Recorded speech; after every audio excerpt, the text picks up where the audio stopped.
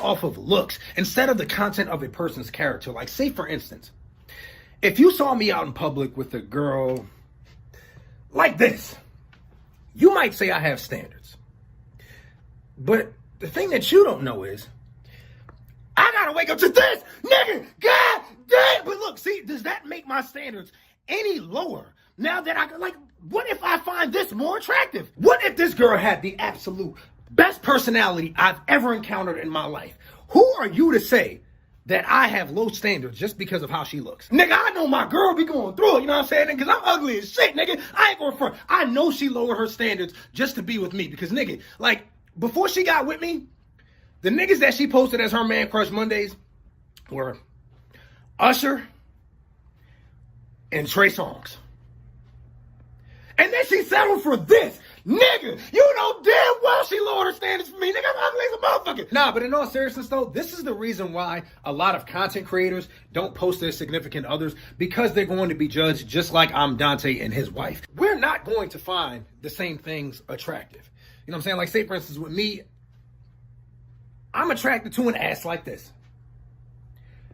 And I'm no less attracted to it knowing that this is a stomach. If anything, it makes me more attracted to it. You know why? Because I like big women. Who are you to tell me that I have low standards because I like fat bitches? That's why there's so many closet BBW lovers, just because niggas are scared to be judged by society for their love for big women. Look, what I want y'all to take from this video is to embrace your own standards.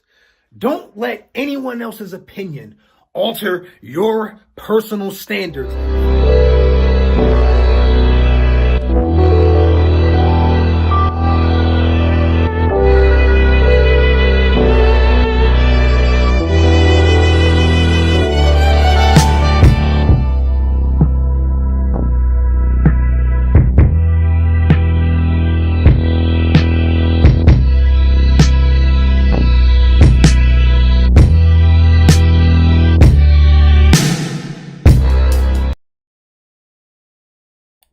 Thank you, Daquan. Thank you for letting us all know you like fat chicks. And hey, shit, hey, nothing wrong with that. Nothing wrong with that. Oh God, I am tired, y'all. I'm tired, y'all. But I wanted to actually get this video out the way. I wanted to get this video out the way because, like, we got halfway through it last time, and well, it was right around the time that Kidology was starting to spit, and last time on Dragon Ball Z, she was going for the first round knockout, but this is the second round knockout. I am trying to watch the last of this video. If you haven't seen my critique of the early part of the video, it's on my channel. You can actually catch it.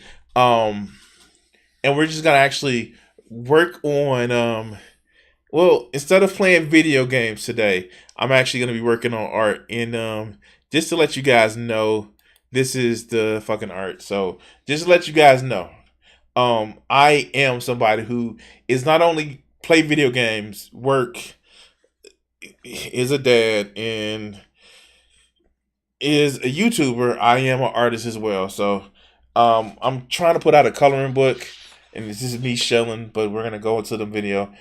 This is like one of the pictures that I'm gonna actually get. But you know, I've done like different ways of actually me working on it. So you guys see this. This is just like a basic me coloring. This is just a basic me coloring. And you can actually see in comparison, it's the same thing. I'm printed it out, had them printed on a cardstock, which kind of like was shitty in the end of it. But, you know, if you ever wanted like some commission art, this is just like the first line art. This is like, you know, basic color. This is a little bit more detailed, as you can see. A little bit more detailed, a little bit more blending, a little bit more color hashing, and all the other good bullshit. So yeah, this is just something that I am working on because I'm an artist, and as you can see, I use markers. So we're gonna be covering the video and going back into it. I'm gonna be working on this picture right here, and obviously I actually have all of these pictures done and completed. It's just that these are the ones that I'm going to put in the coloring book when I actually finish the coloring book. But you know, just some things. And yeah, most of the coloring book, most of the pictures I have are a little bit more risque, and all this other good, you know, all this other good like content where it's not super like sexual, but it is tantalizing. So I just want to actually take the time to say that this is what we're going to be working on while we're listening to this video. So that being said, can't let you guys see that I don't have any pants on. Let's get to the video. Now, last time on the video, Kidology was talking about how Breadtube was and where it started. And well, this is where the fun part comes in. Let's see. Bring it back just right here. Okay, cool. But creating content to be consumed, okay? There are actual issues of racism and racial discrimination, which Breadtube largely ignores. I would argue that this is because of an inherent class issue within Breadtube and Cornbreadtude. So I will give that argument. Now, Kidology has been somebody who says racism doesn't exist in the way that it truly does exist. And yeah, I think that's bullshit. But there is kind of a thing that happens with Cornbreadtude and Breadtube.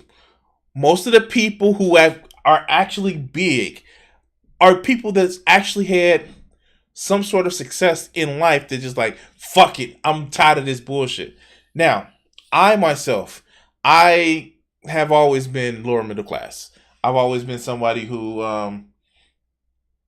let's just say, I've had to work for a fucking living. I'm working for a living now, as well as trying to be something else, be more. And the fact is, you'll see it with some of the, you know, Cornbreadtude as well. These aren't people that have, that had to do the struggle. They literally had success, and it's the whole.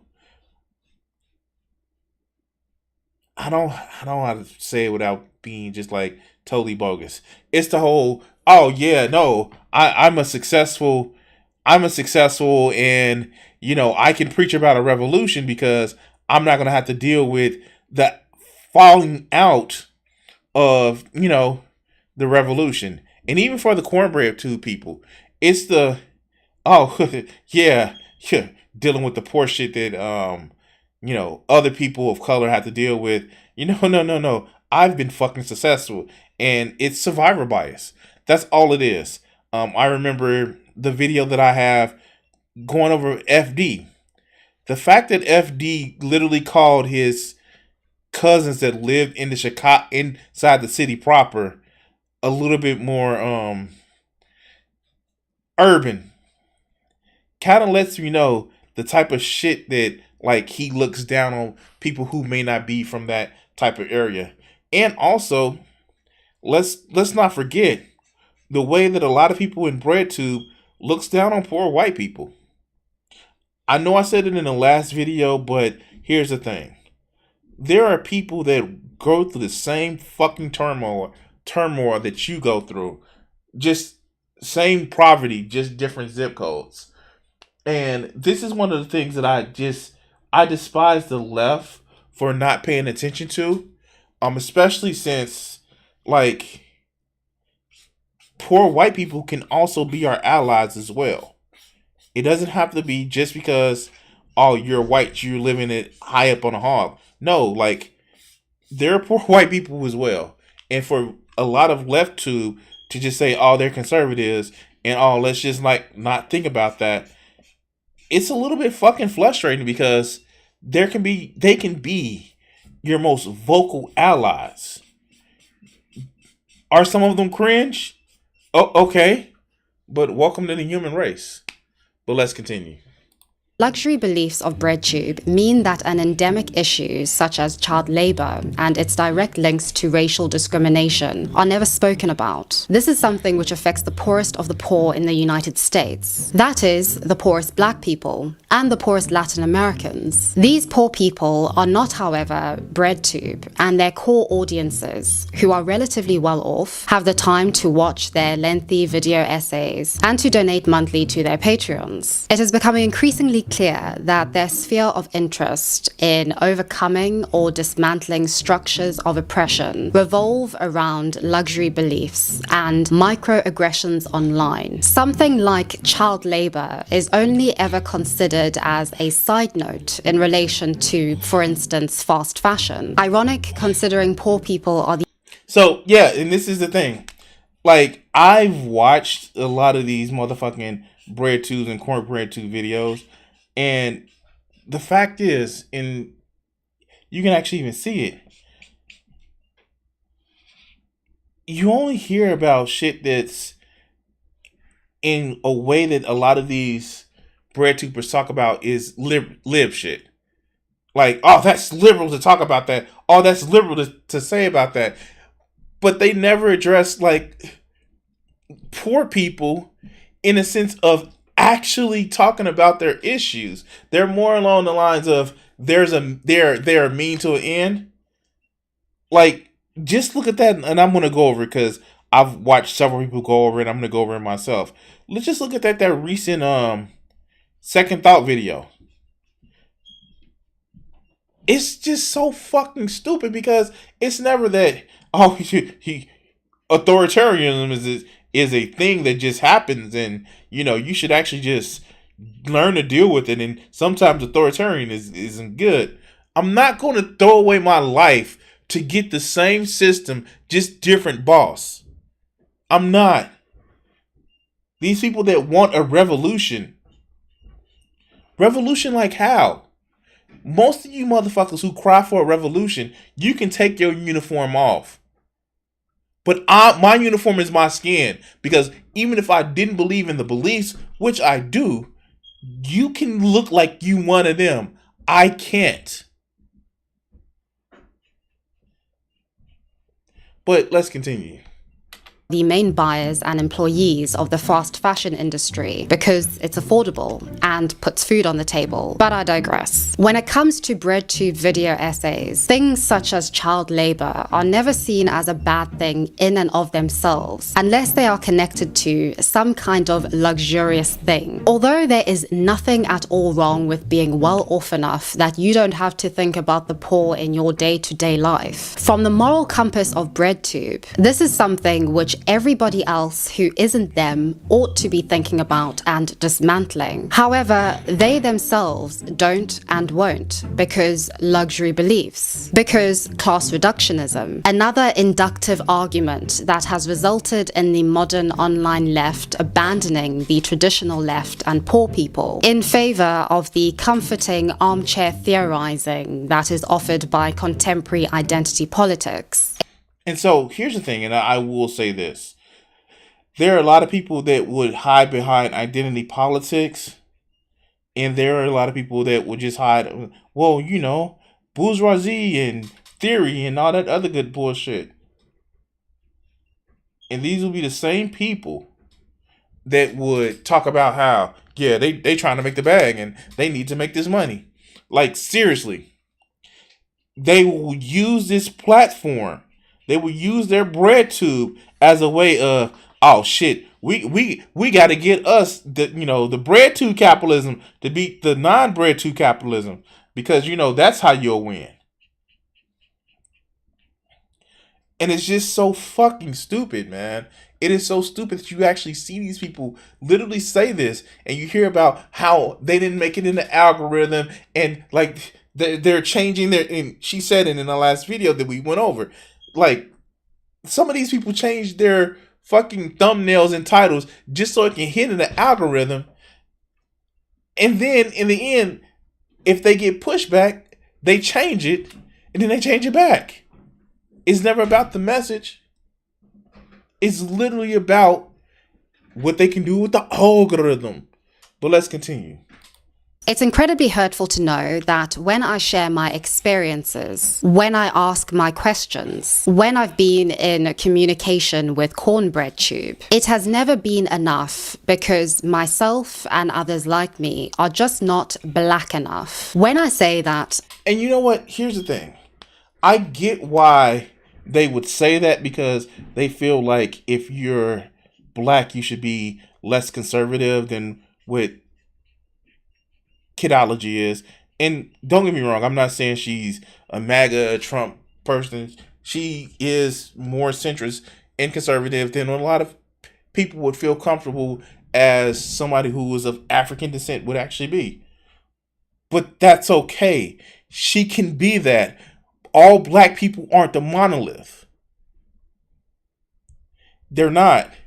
And the fact that you tie people into what you believe all black people should be because of your beliefs, that leaves you no better than a reactionary.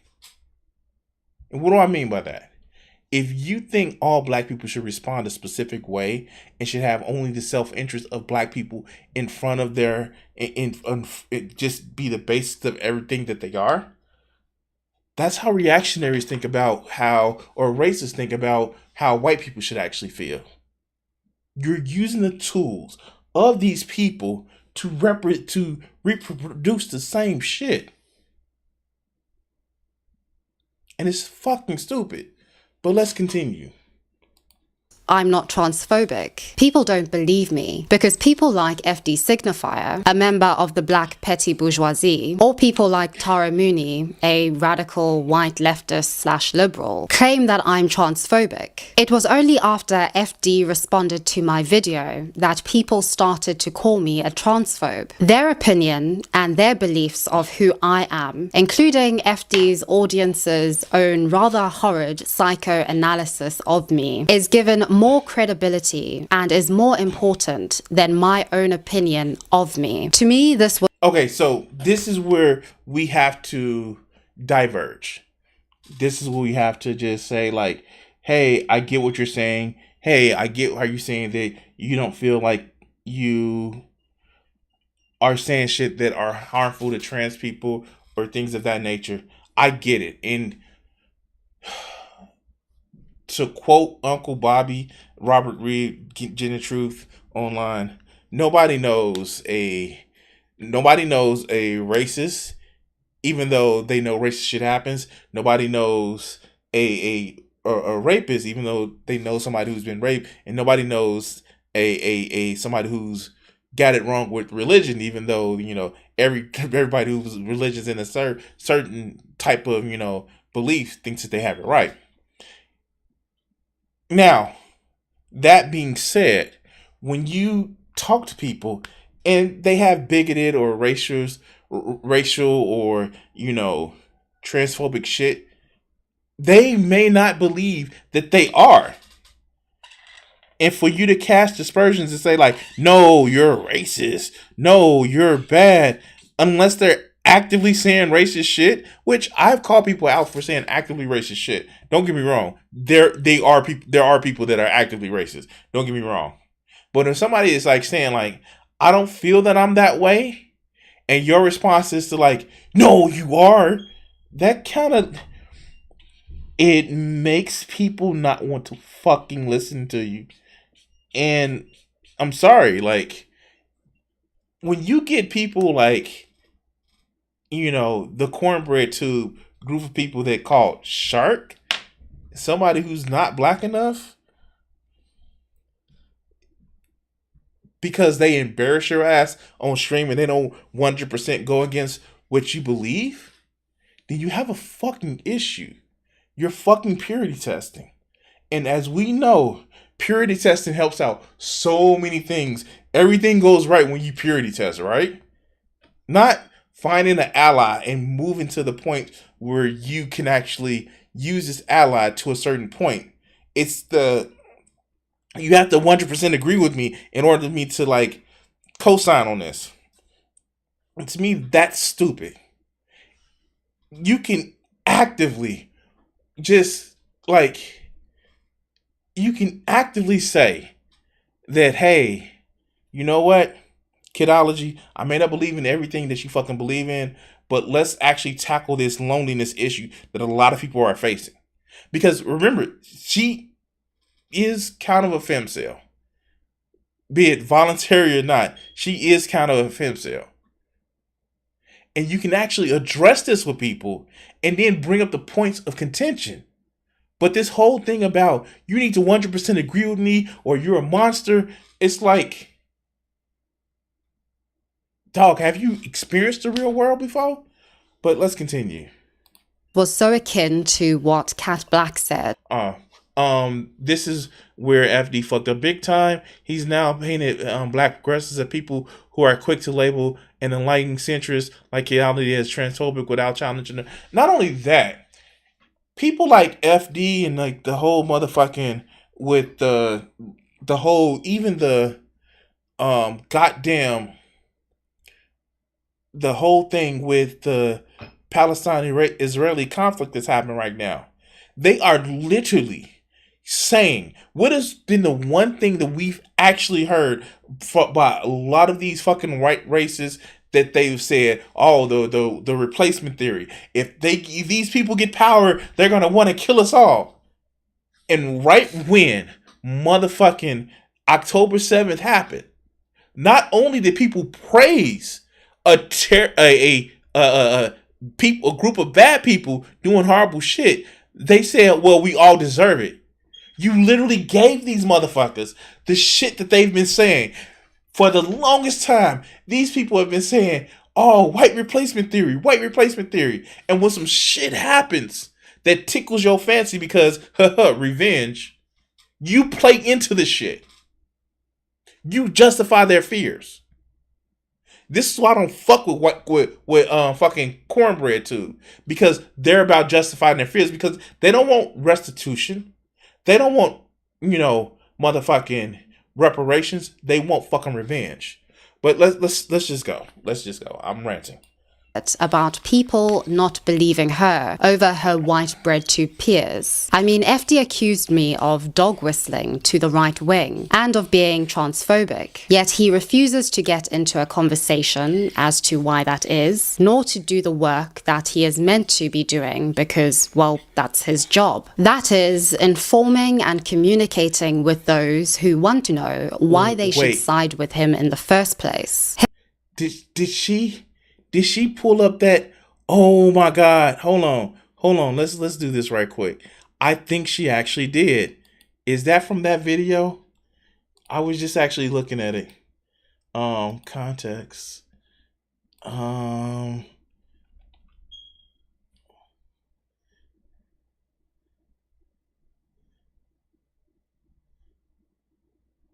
Hmm. No. Wow. Let me see if I can find it.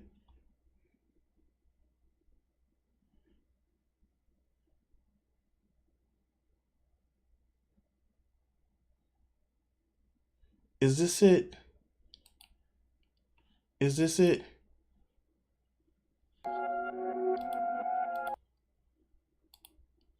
No, that's not it. Let me see. Hmm.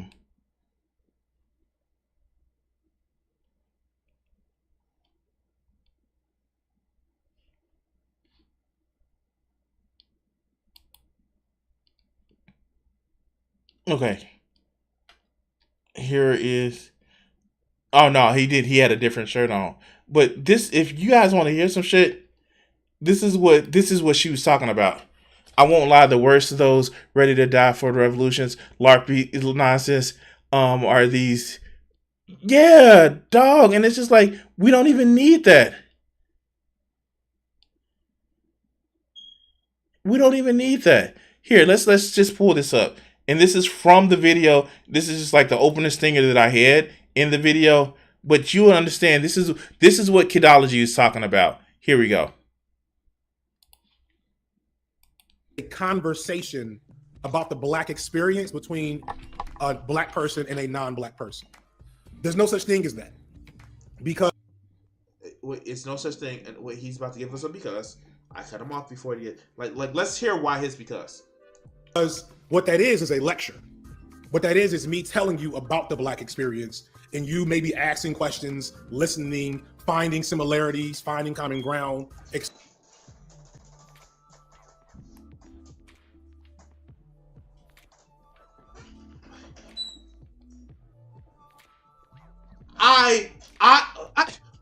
How is that a wrong thing? How is that me telling you about my experience? How is that me actually listening to you? You asking questions, or you listen to me? You asking questions. You trying to find bad common ground. How is that a bad thing? Yeah, he literally did that shit. He says there's no point in talking to someone about their experience to find a common ground. So everything she's saying at this particular part is correct, and I can't fight on that one. I can't fight on that one.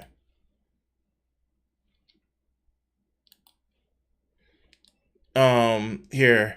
I don't have insecurities about my blackness. That's just me. I feel even though the world wasn't taken over by Europeans, it would just be the same because you have people like, I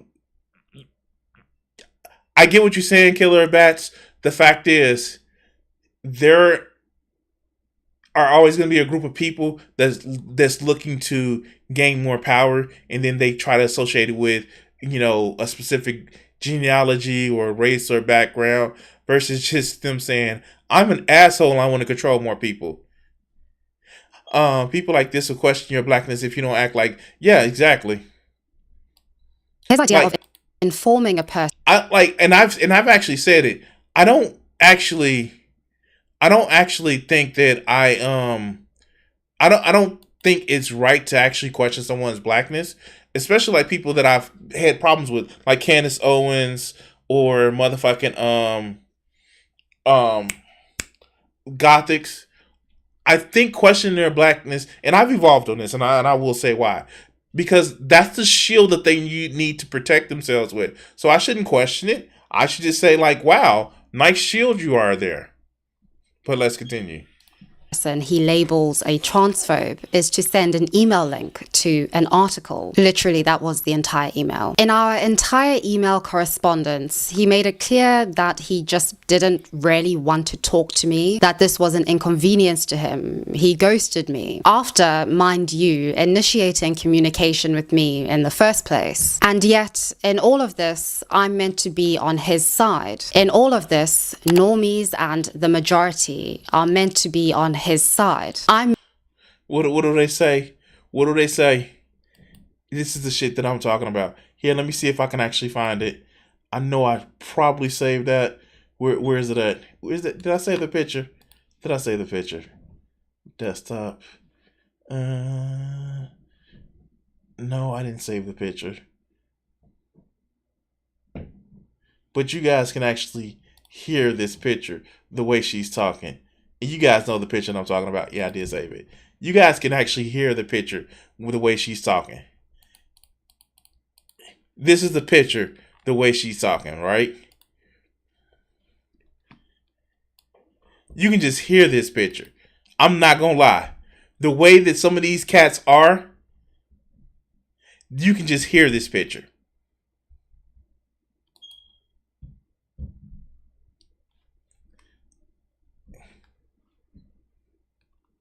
But let's go back to the video. I'm supposed to be working on art now. All right, I'm working on my art. I'm working on my art.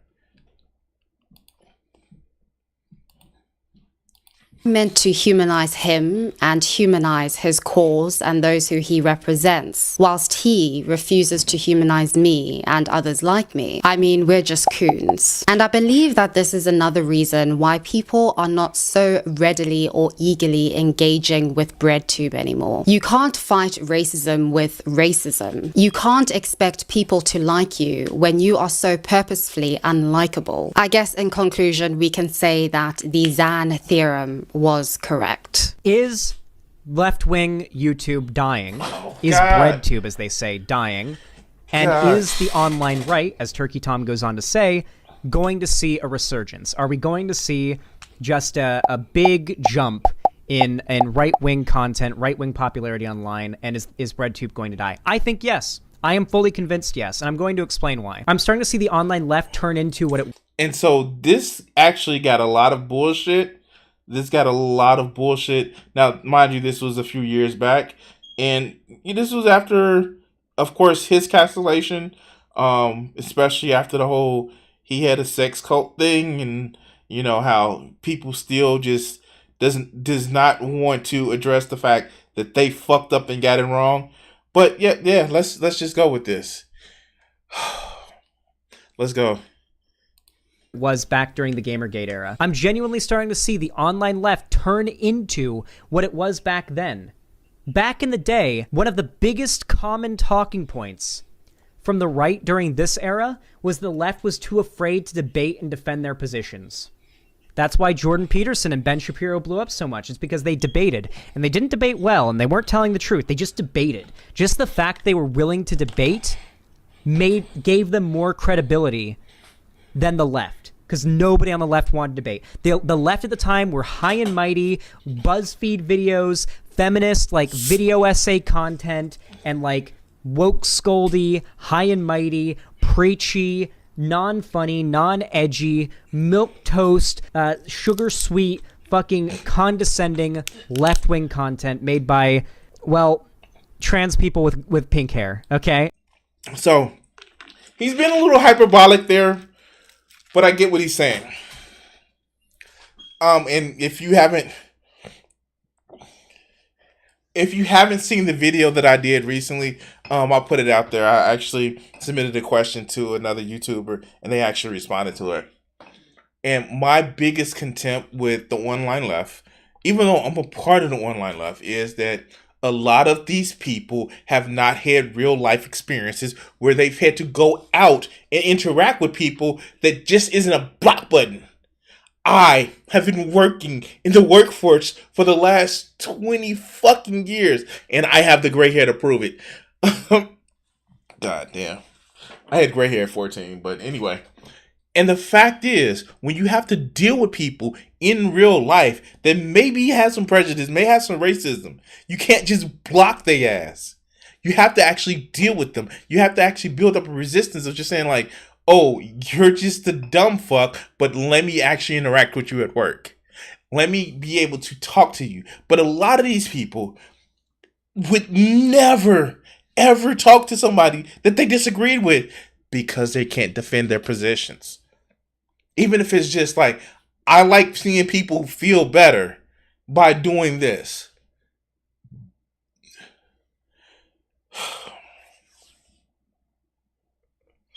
And it's the people where, and I did a video about it too, where it's just like, hey,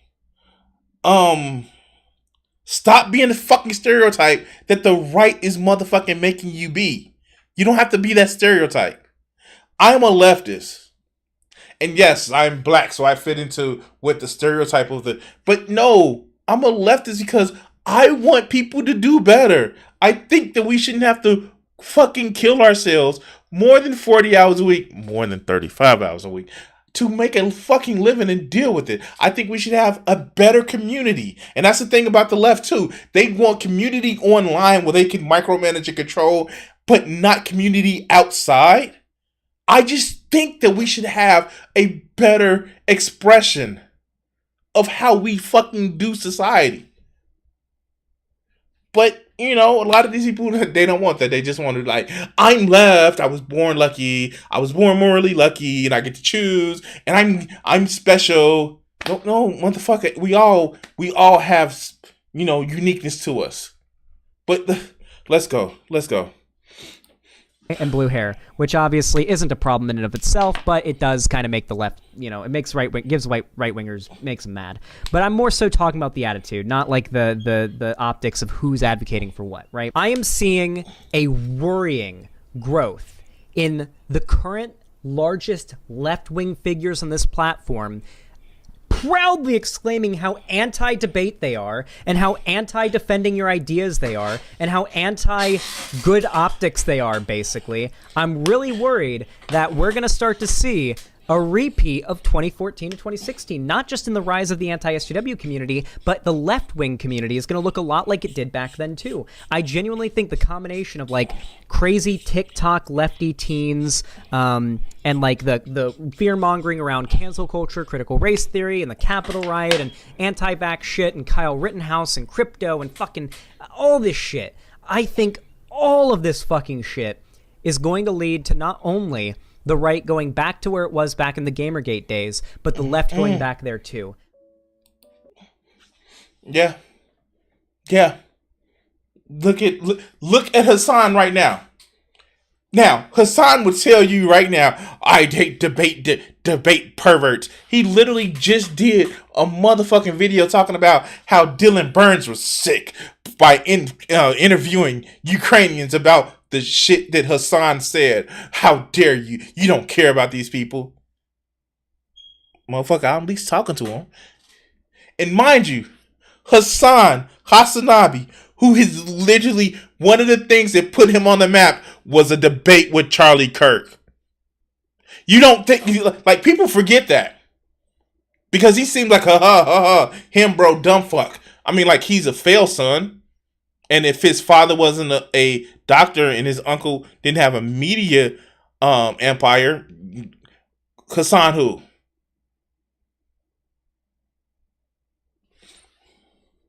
Yeah, let's go.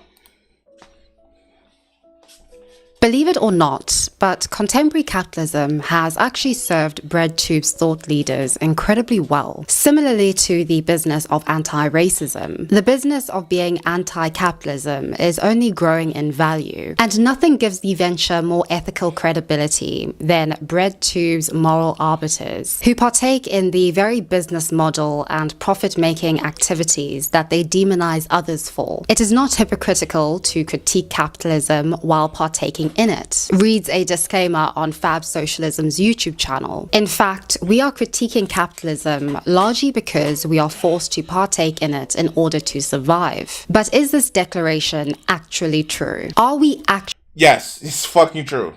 And I'll tell you why. And I will be fucking 100% transparent, honest with you guys all the way.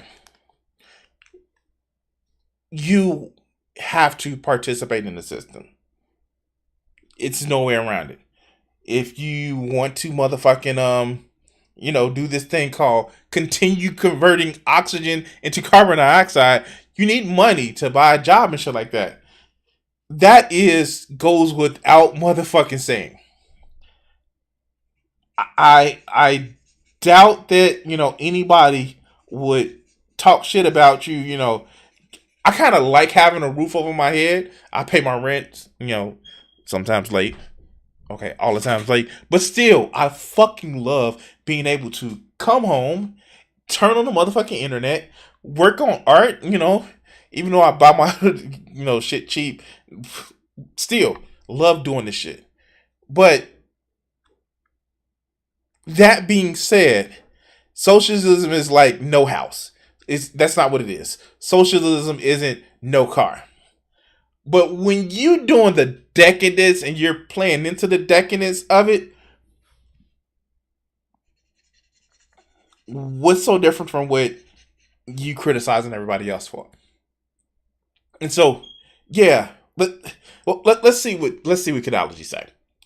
Actually forced to partake in capitalism to survive as a need. This is categorically false, based on the same logic that these creators use. Because whilst they demand radical change from everybody else, they are proving themselves unwilling to lead by radical example. The impracticality of their remedies is exhibited perfectly by their own activities. And see, this is the bullshit that I'm talking about. It does not mean that, oh, socialism means no house. No, but it also doesn't mean that you need to have a multi-million-dollar mansion.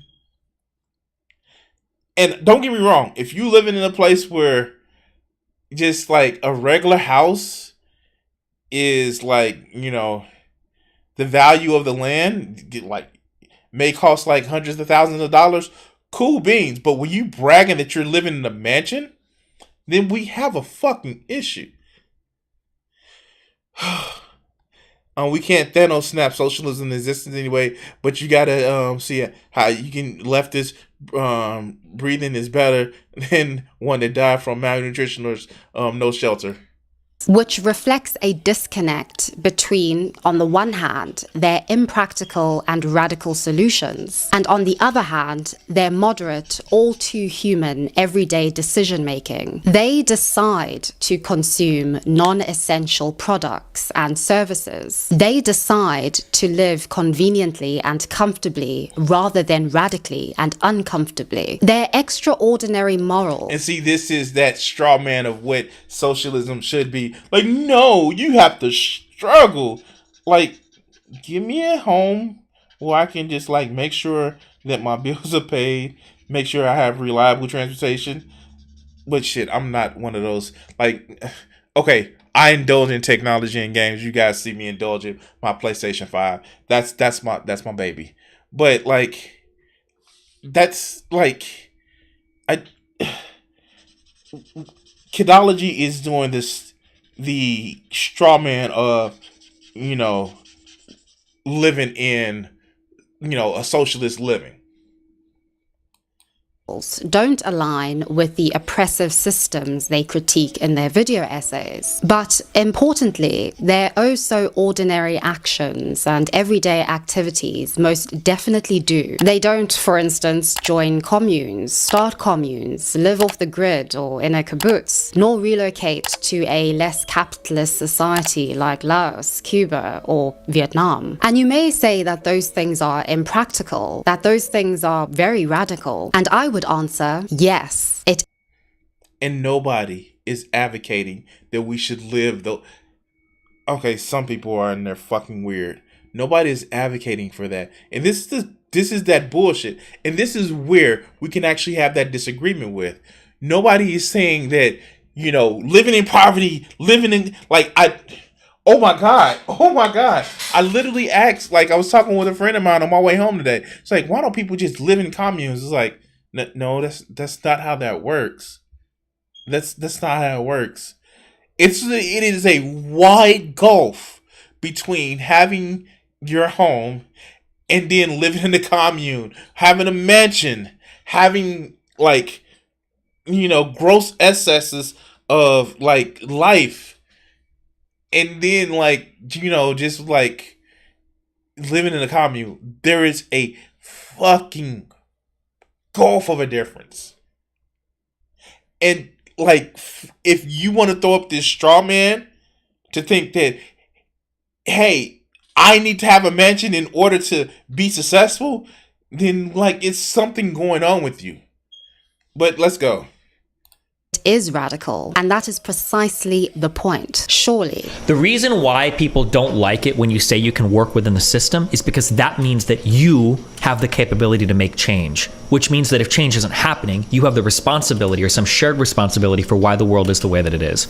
Nobody likes that. Whether you're talking about far right people that blame, the Jews or whatever, or you're talking about far left people that blame capitalism, there's a very nice and comforting feeling in knowing that the world is eternally fucked, and it's because of powers that are way larger and way less dealable than anything else that you could ever imagine in life. There's always going to be a big guy pulling the strings behind the curtain. You can never do anything about it. It's always too much.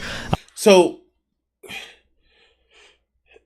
I kind of agree with this whole thing, and I actually make an analogy to it when I talk to people.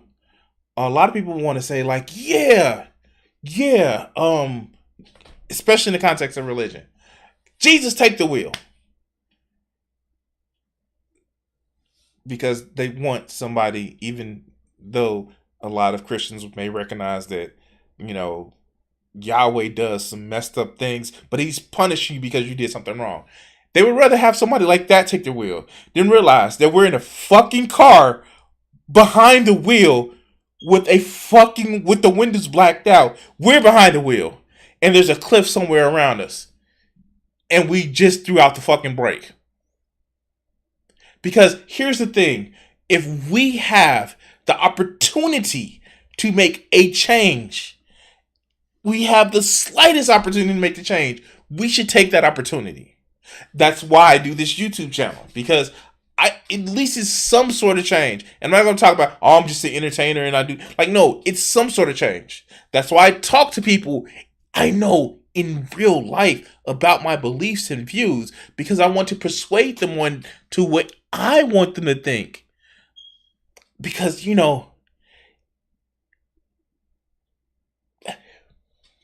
you want to make the world a better place, take a look at yourself and make that change.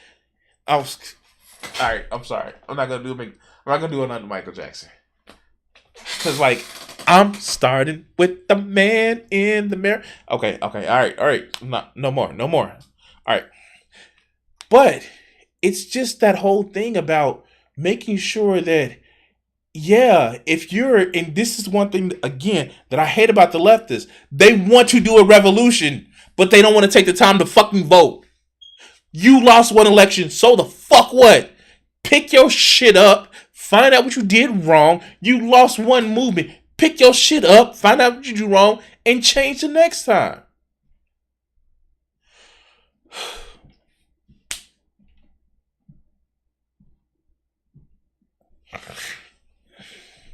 Nobody wants to lose. I get it. But sometimes losing is part of the deal. And we need to find out what we did wrong, fucking fail faster, and then change for the better.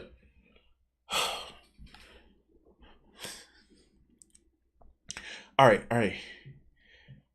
Let's go. I think that's one of the reasons why those theories are so attractive, because there's so much you can externalize in terms of blame about the world. The idea that people say to work within the system because they're privileged, bullshit. People that want to work outside of the system are the privileged ones. You're never going to go into some poor black neighborhood and hear them talking about fucking mutual aid or fucking trans GoFundMes on fucking Twitter. This is some shit that is exclusive to wealthy white people on the internet and will almost always be the case, because these alternative fucking anarcho whatever projects never do anything more than satiate the desires of well-intended but ultimately uneducated white people on the internet that want to feel like they're saving the world. And I think this is increasingly showing how Breadtube finds itself in a bind. This year, I have been seeing audiences more... Okay, so here's the thing.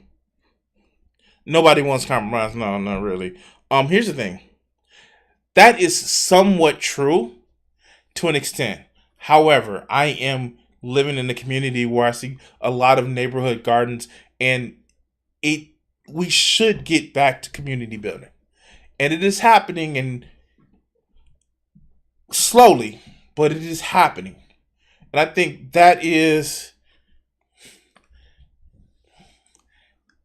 people just lazy as fuck. They think that getting Bernie as president is all you need.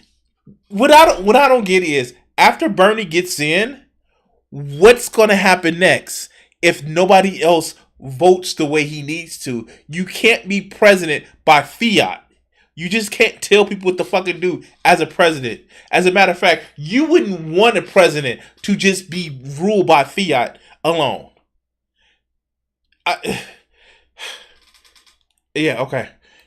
Readily calling out their Breadtube faves for often talking about an anti-capitalist or anti-liberal topic in a video that is, ironically, sponsored by a capitalist liberal brand or company. Sponsorship opportunities come with growth and success. As the success of thought leaders has increased, I've noticed that they respond in one of two ways. Either they double down on their anti-capitalist rhetoric, using moral relativism or their intersectional identities to their advantage, or they very subtly and over a period of time soften their anti-capitalist rhetoric, becoming less radical and more socially democratic, or more about sort of changing the system from within gradually and with a bit more understanding. I would say that. So I will say this. I don't like the phrase of changing the system from the inside, because it lets you know that you've already been devoured. I will say that. Because I've known too many people coming up in the corporate world where it's like, oh, we're going to change the system from the inside. And they just become like the people that were already inside. That being said, though, it is beneficial to know the type of people that go inside. If they're going inside to get the power, if you're saying, I'm going inside to get status and power, then you're just going inside to get to the top. There are people that's like that. However,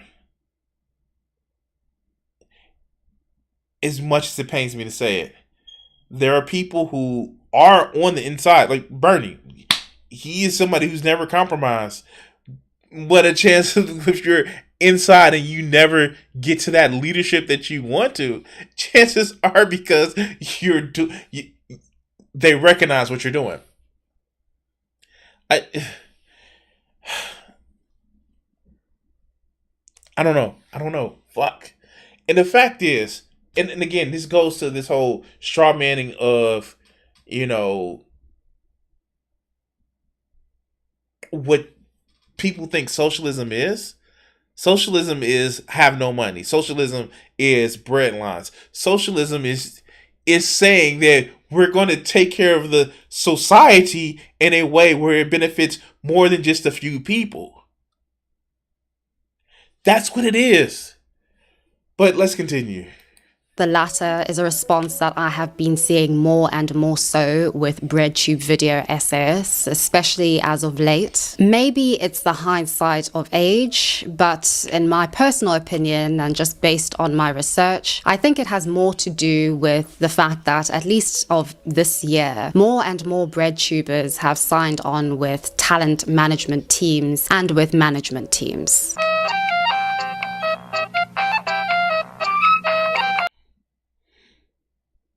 Wait, what? You're just saying because they signed up when... Okay. All right, sure. Let's go. I made a video about porn and how I've taken it down. I was gonna say, I've taken all these videos down because they were just like commentary, but I basically made a video about young female porn stars getting exploited by the Miami amateur porn industry. So how was that for monetization? Oh god, I got demonetized. Probably got about was it 500 age restricted? views. Age restricted, Ugh. demonetized. And the thing is that with demonetization, I don't actually care about the money all that much. Mm-hmm. It's the fact that because YouTube aren't making money out of it, they don't put out the video. No. So like that, that video I made a couple.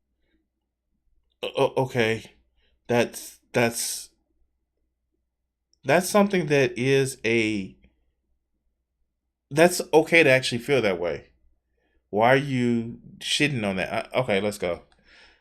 couple of months ago. It was about kink and Yes. rough sex. That got demonetized, and not gonna lie, banging video. It was actually pretty good. Yeah, And it got like 100, I think it's on like 150,000 views, which isn't, well, I'm happy with that. But like, if it had got monetized, it would have done a lot better. Yes. But And it's a anyways. bummer because it's about the education. Like Yeah, you say, it's exactly, not about the money. It's about not, the education. Yeah, exactly. Like I want, to be fair, I want young boys to see that as much as young girls, because I feel like young boys can really be the instigators when it comes to stuff. Wait, like, is she making fun of this? Because when it comes to an artist, we want our shit to be seen. Wait, what? Wait, I'm sorry. Is she making fun of it? It's like, yeah, like, I'm doing art right now. This is me working on art right now. And I'm doing videos for y'all. But I want my art to be seen. I want people to pick the shit up. I want people to buy the shit. But it's Kidology, somebody who is literally making art online. Yeah, you can say she's making a video, but it's literally an expression of how she feels. Like, and somebody is actively saying that I want the exposure more than the money, and you're shitting on them? I'm sorry. Please help me understand this shit. Huh? Wait, what? This doesn't make fucking... Alright, let's go. Stuff like that.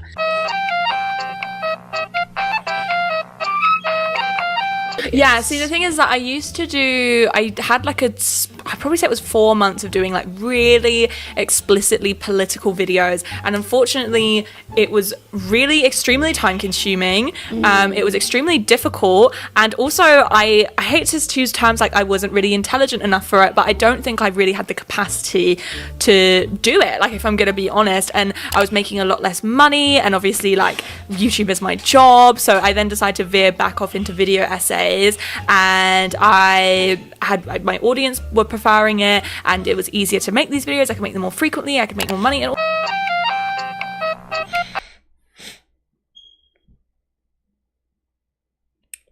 Huh? Yeah, it's supposed to be a dunk. Some kind of way. Because reasons. Okay, yeah, sure. Because we all know that people continue to work hard and... Oh, wow. Fuck. Alright, let's go. There just seems to be this expectation that our role is to change minds, and obviously that is a really important part of it, but a lot of it is being on the ground. And you were talking about this actually in your follow-up.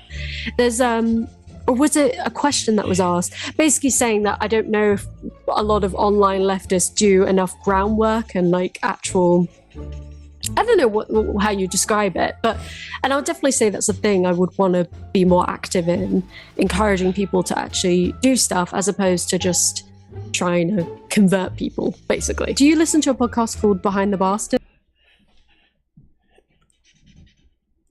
I'm not going to just say that this seems like it's out of context, and it just seems like two people are talking, and I know Noah Sampson, the piece of shit that he is, and I'm not gonna say he's a piece of shit because I disagree with him politically, is because he just seems like he can't talk to people and actually, again, he's one of those people that needs the power of editing in order to make himself sound coherent or enjoyable or entertaining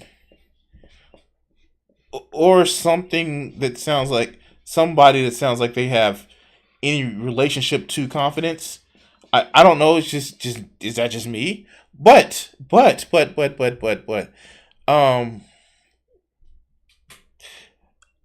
yeah, like, no, like, I fucking, what is the point of this? But let's go. Have you heard of it? I haven't, no. Oh, it's great. I'll send you it. It's so Cool. good. It's what it sounds like. It goes into the worst people in the world and just talks about them. It's great. And someone was saying on a subreddit that they were really inspired by an episode, and it was all about how, obviously US medicine, it's all for profit and that kind of thing, and how it's like just just destroyed people with diabetes and how the whole insulin for profit industry and that kind of stuff. And this person said that episode inspired me to work for an organization that brings insulin to people that can't afford it and stuff. And I'm like, see that this clip is going a little bit long. Are you trying to say that this young lady had more passion back then? Are you saying that? Shit. 10 years ago, I had more passion about my job. What's your point? Are you just trying to say because socialism, you shouldn't have passion about it? You should always keep the same level of passion about it? I'm confused. Please frame this other than just like 2 years ago, 2 days ago. Please frame this. I mean, I think that would be the goal for my work going forward, to inspire people to make changes in their life and just in the way they think, and hopefully make them want to do stuff that could change things. It would be amazing. That's kind of the goal, I think. You know, maybe this is controversial. My dream is to no longer be associated with the term Breadtube. Really? I hate the term. Really? Yeah, it's just I feel like it's not really about politics per se. It's about who you're associated with, because we've talked about this before. Mm-hmm. There are people who make way more explicitly political content than I do, but aren't considered Breadtubers, and I think it's like an elitism thing. Mm-hmm. And secondly, it's just so much pressure, because this is the thing, if you want to venture out, so I want to make like silly, goofy stuff sometimes, and because people might associate with me with the Breadtube label, they sort of go, "Ooh, what's this? Wait, this isn't meaningful. Like, why aren't you, So, I'm just confused. I'm sorry. Help me out with this one, right? Help me out with this one. Okay. Is this a critique on Breadtube and what Breadtube actually saying, or is this the critique of the group of people that's associated with the Breadtube, or is this a critique on the audience, or is this her personal beef about some people in Breadtube and Cornbreadtude? I'm confused. Why are you throwing all of these things in one motherfucking basket? And maybe it's just me, but now it just sounds petty. It sounds petty because certain people want to actually move away from the label of Breadtube and go to other shit, which is fine because we all evolve over time.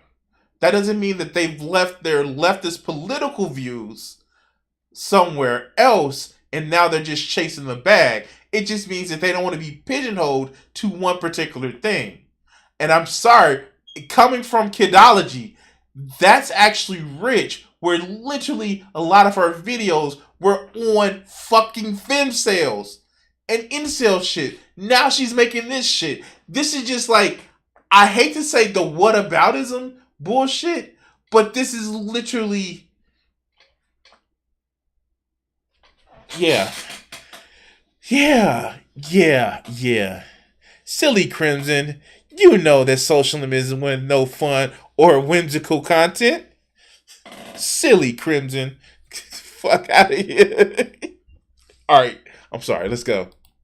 Activism praxis, and I'm like, here's a newsflash: YouTube videos are not praxis. I don't know what to tell you, but I am not an activist. I can't help but see the digitalized decadence of PhilosophyTube and ContraPoints as being blueprints for other Breadtubers to aspire toward. Yet, at the same time, such aspirations and rewards of obvious wealth, opportunity, and, that most doomed word, privilege, make not only arguments go around in circles, but additionally lead to unresolvable real-world contradictions. Fortunately, Breadtube has found the virtual world very effective in offsetting what historically would have been considered plain and simple envy. Alright, I'm about to say something that's really fucking fucked up for me to say, and I will admit that shit. And coming from somebody who literally a fucking artist, her foundation is throwing me the fuck off. I'm sorry, nobody's face is that motherfucking even. And I hate to sound all incel-y and shit, but I hate when women wear makeup. you're motherfucking beautiful without the motherfucking makeup. And I get that sometimes it actually helps make you look healthier. However, your personality matters to me than the fucking makeup. And the fact that this shit, it is throwing me the fuck off that her fucking skin is even toned as the fucking character that I'm actually coloring right here. I'm sorry. It is weirdly like trying to be anti-misogynistic, but sounding misogynistic. It's like, God, like, I've actually, no lie, I've actually seen like video content of people putting on makeup. This is throwing me the fuck off. But that's just me. I'm sorry. And resentment. ContraPoints won't, thank God, face beheading, but instead come face to face with the bitterness of Twitter. Virtuality has made it possible for the online anti-capitalist left to cry, eat the rich, whilst Hassan Piker drives his Porsche and Second Thought does a series on Nebula reviewing supercars. Excuse us, don't mind us, just coming through. Just coming through in a $160,000 car that's more expensive than most houses are. It's wild. Mr. Second Thought, authoritarianism is good. I'm done with that one. I'm sorry. Let's go.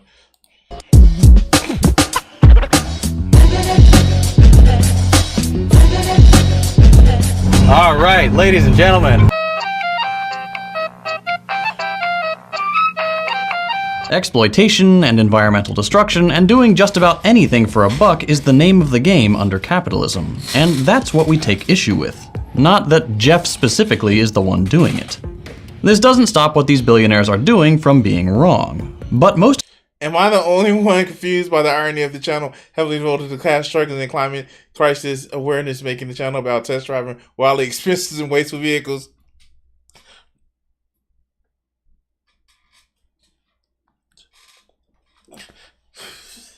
No, you gotta admit that these are the he is absolutely okay. It just makes so much sense. When you have your main political goal is America bad, then you can make, they're not American made supercars, so they're fine.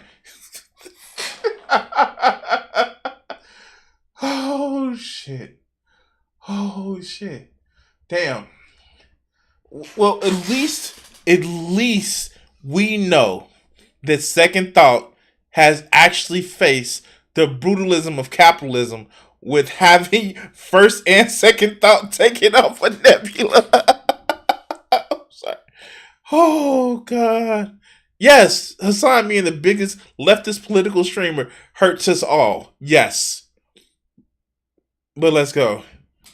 Most of it is just perfectly legal, and all we'd want to do is change that to put an end to it, not to punish people. Just make the awful stuff stop. The internet has not only made it possible to be a breadtuber, it has also made it possible to be an astonishingly wealthy capitalistic one without contradiction. And there isn't that cathartic release in confronting the rich, nor the mutual humanizing of the resentful and the resented. And in my personal capitalistic opinion, that's actually a very good thing. But I can't help notice that whilst Breadtube's thought leaders are getting richer and richer, leftist violence is becoming a greater possibility. It is also increasingly being called for or justified by these thought leaders. Yes. And this is a problem that I have. And this is buzzwords. Of course, buzzwords. But this is a problem. This is a very big problem. And this is one of the things that is very, very dangerous. This is one reason why I did that question. We have so many people on the left that don't want to take the time to say, I want to defend myself, but they're calling for fucking revolution. They're calling for violence. These motherfucking pasty ass, and I say pasty because I'm not giving one particular race or like these motherfuckers that don't stay they ass nowhere near the motherfucking sun, that sit on a motherfucking internet, that get their feelings hurt by a bad phrase or a bad word or a bad take, are the ones that's going to be leading the fucking revolution because reasons. They're calling for violence because reasons. The one main reason why I want to go over that fucking Second Thought video, because in that video about authoritarianism, when he says, what would you do if, your neighborhood was patrolled by people that lived outside of your neighborhood, your people and your parents oppressed, and things were happening to your home? Motherfucking welcome to being black. What are you saying? That black people should go and do a revolution like happened on October 7th? You wouldn't want that, dog.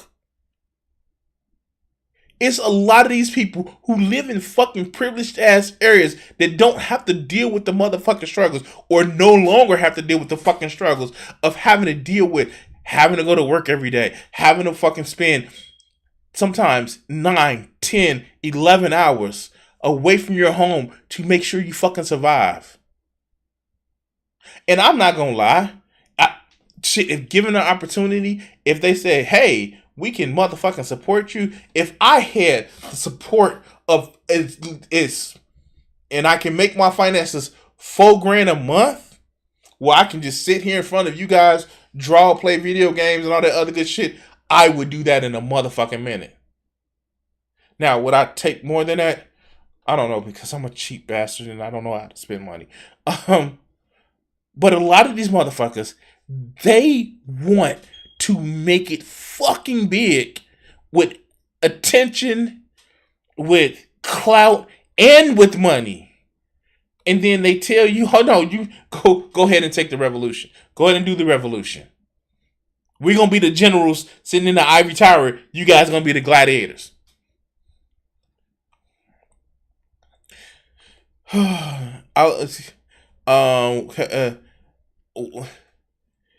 Too many keyboard revolutionaries. Yeah, I know. I love when liberals and centrists fear leftists on Twitter of violence. What the right does violence in real time for the last 5 years straight. Subterraneans from the One Punch Man. These motherfuckers been playing at the Age of Empires too much, thinking they can run a revolutionary on desktop. I don't think that Stalin, Russian, Castro, Cuba, Mao, Chinese revolutions. Sorry, y'all. So here's the thing.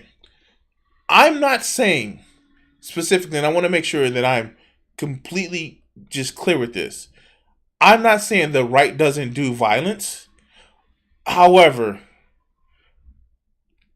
there is a issue with advocating for violence, especially when you can advocate for self-defense. And a lot of these people, they don't want to advocate for self-defense. They want to get up and say, I'm right. I don't want to talk to you. Get the rock.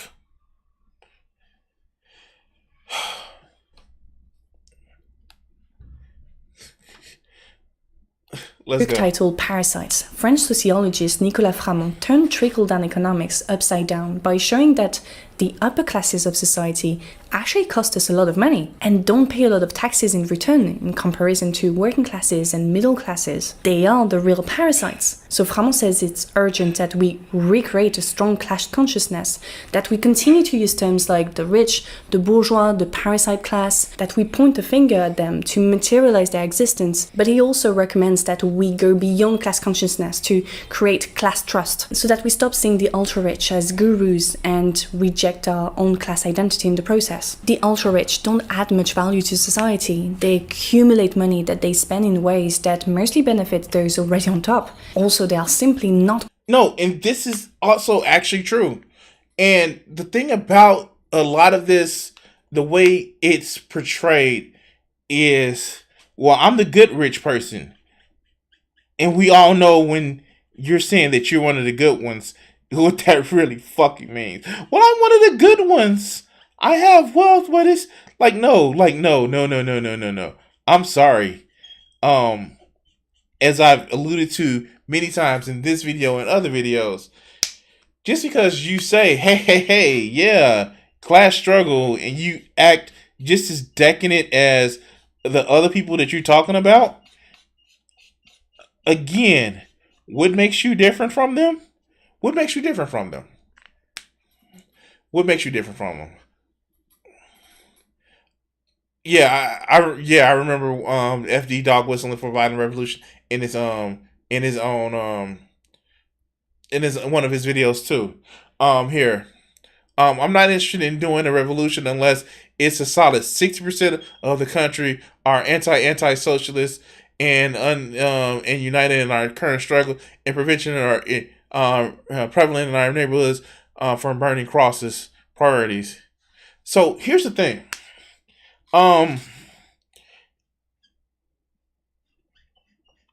If you think that revolution can only happen with pointing a gun at somebody, then 1, you're fucking stupid. 2, you're fucking lazy. And 3, yeah.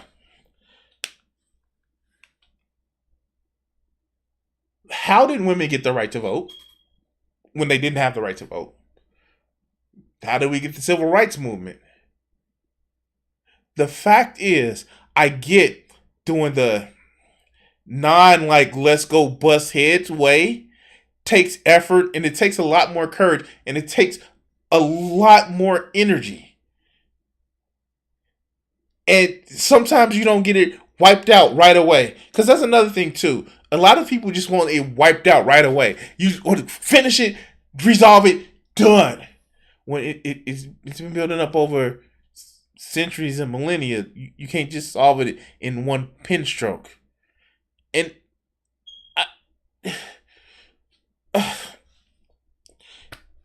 but they want it right away. We need the revolution right away because this revolution we televise, it doesn't happen right away. All right, let's continue. Compatible with the society we must create to save our planet. They are the parasite class. And what do we do to annoying parasites? Nothing has demonstrated this more starkly than the online left's, including Breadtube's response to the Israeli-Palestinian war. To summarize, Breadtube video essayists Second Thought, Hakeem, and Yogupnik call the brutality that happened to Israeli civilians and children earlier this month based, describing them, that is, fathers, mothers, and children, as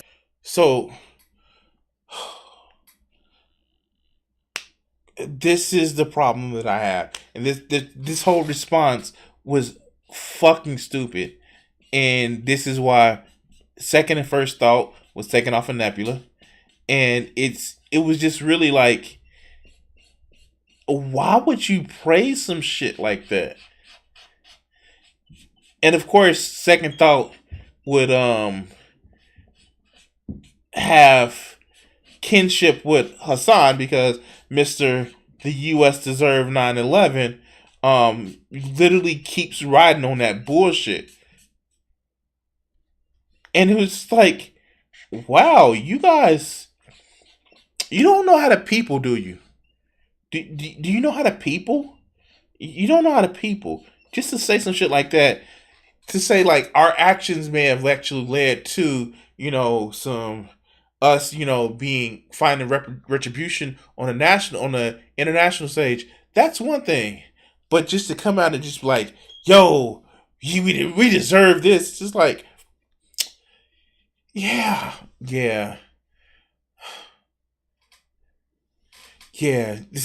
With his whole chest, Hassan was like, "Yeah, I'm right." But Hassan, like, when you look at some of the history that other countries have actually did, maybe you shouldn't actually like praise retribution for the history of other countries. I don't know, like Ottoman Empire or Turkey. I mean, they don't have their hands clean, but America bad. Colonizers. Tell us, Hakeem, you're the closest. Tell us, what the fuck is going on? Very base things, but TLDR to preempt all the questions. This has two major benefits. Number one, it's kind of to throw a wrench in the normalization process between Israel and Saudi Arabia, which is a very good thing. And number two is wait. This even sounds worse. This sounds worse. Oh my God. Oh my God. You are itching for more people to fucking die. That is fucking... Oh. The 20% needs to listen, because if they don't, they're going to find something out. The Hamptons is not a... Thank you, Icon. That is so much fucking worse for you to say that relationships should not be normalized between Israel and Saudi Arabia. You're a fucking monster. You're a fucking monster. Look, check it out. And anti-theists. This bullshit about a holy land is bullshit. If that's the case, every fucking land is holy. You shouldn't be fighting over a fucking piece of fucking dirt to say like, oh, my mythological deity says this is my land. That just goes without saying. Israel has nukes. They almost have a dead man switch on nukes. They feel that if we go down, we gonna take every motherfucker around us down. And you're praising the fact that that is going to go in the opposite way of what it should?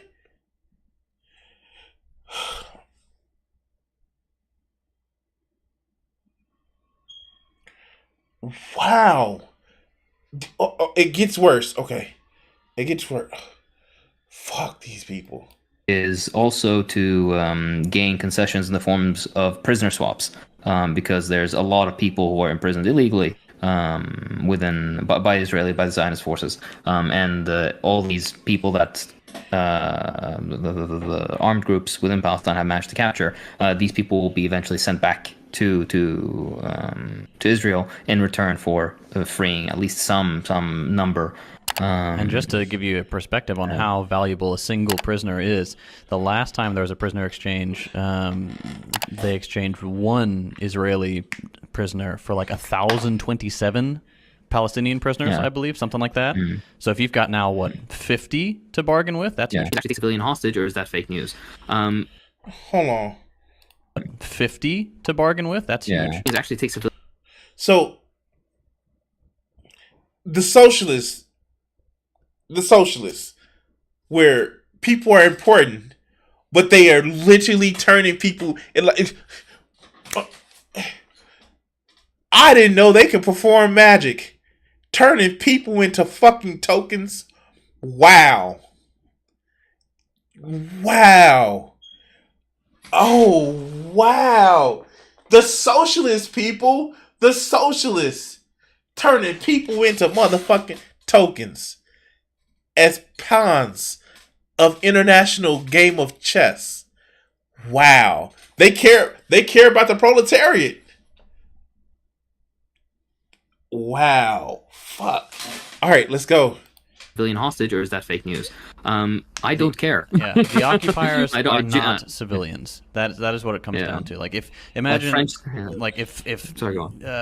Germany, let's say Germany, to be non-controversial, invaded the United States, and they said, you know what, Cincinnati, Ohio is our ancestral home, and everyone knows that's blatantly false, but they take your home, they murder your grandma, they bulldoze like your neighbor's house. Are those people civilians there? No, they're occupiers, and those are criminals.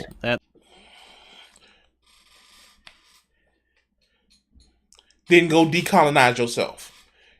Motherfucking goddamn JT lives in the Americas.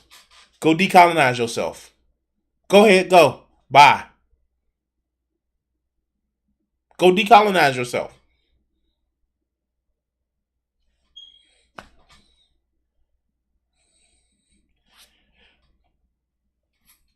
I don't know, man. There are no civilians there in the illegal military occupation. Yeah. So that's number one, very beautifully put. And this is also another thing that I've noticed people increasingly getting tired of. That is Breadtube video essayists increasingly conflating whiteness with colonizer. Bread, that is... Now, which one of these motherfuckers gonna give me their money? I'm a native.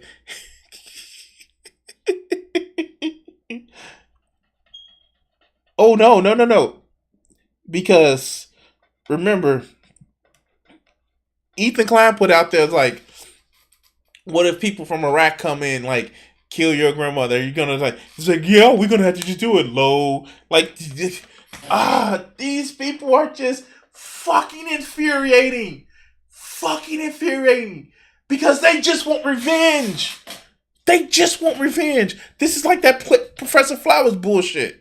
They just want revenge. Or they want to seem like I'm one of the good ones. They just want revenge.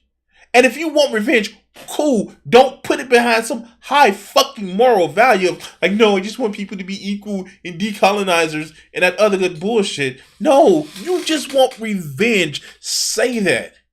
It will make you more human. Right now, you sound like a monster. Fuck. Oh, God. Damn it. Money has always been at the forefront of political violence and justifying it. So why am I talking about Breadtube's money? Well, in all honesty, we need to talk about money. And it has always fascinated me how taboo discussions of money, sponsorships, and deals are among Breadtubers, when this kind of thing should be at the core of their discourse based on their foundational politics. The fascination with what people earn isn't so much about envy. I'm a capitalist. Go and make your dough. In as much as it is about being able to better understand and circumnavigate our own circumstances and worth. When it comes to the systemic issues Breadtubers constantly fixate on in their video essays, finances are the ultimate systemic institution. How are we meant to accurately address the racial pay gap or the gender pay gap if we can't and don't openly talk about our finances and what we earn? It was only when I, for instance, in the last few months got a manager that I came to realize how much money these Breadtubers are actually making from their deals and sponsorships. Imagine how much money anti-capitalist video... So, here's the thing too. I'm not gonna lie. If you're doing this just to wear the coat of, hey, I'm making this, I'm a socialist, but it's like the real money in the back, that's fucking stupid. And I have sponsorships on my channel. Now, mind you, I actually like the shit that I'm like. It's fucking the Dubby fucking sponsorship that I got. I drink the shit. It's like caffeine. Or like, what the fuck I'm gonna do? Turn down fucking caffeine. But I like, and ironically enough, if you know who Bowler's fifth column is, he said it's like, one, it doesn't work for the channel. Two, I would only sponsor shit that I would actually buy. And so, like, I know a lot of these motherfuckers do sponsorships for like how many people have done motherfucking Raid Shadow Legends because they try to pay a lot. I'm like, no, fuck.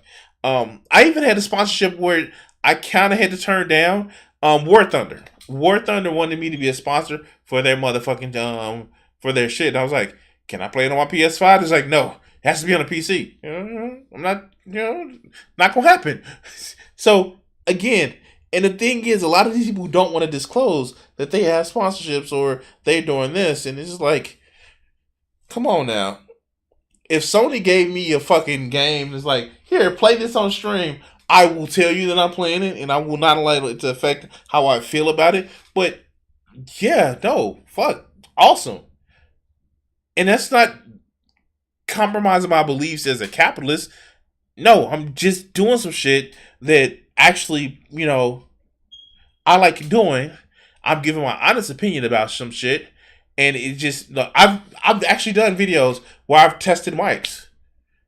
That doesn't mean that I'm saying like, oh, I don't like this mic. No, I actually used all the mics that I've funded sponsorship for, and there's nothing wrong with that. It's when you try to hide it, or you try to say, oh, this is stupid. Or you do a sponsor for some shit you just like are totally opposed of. And it's just stupid.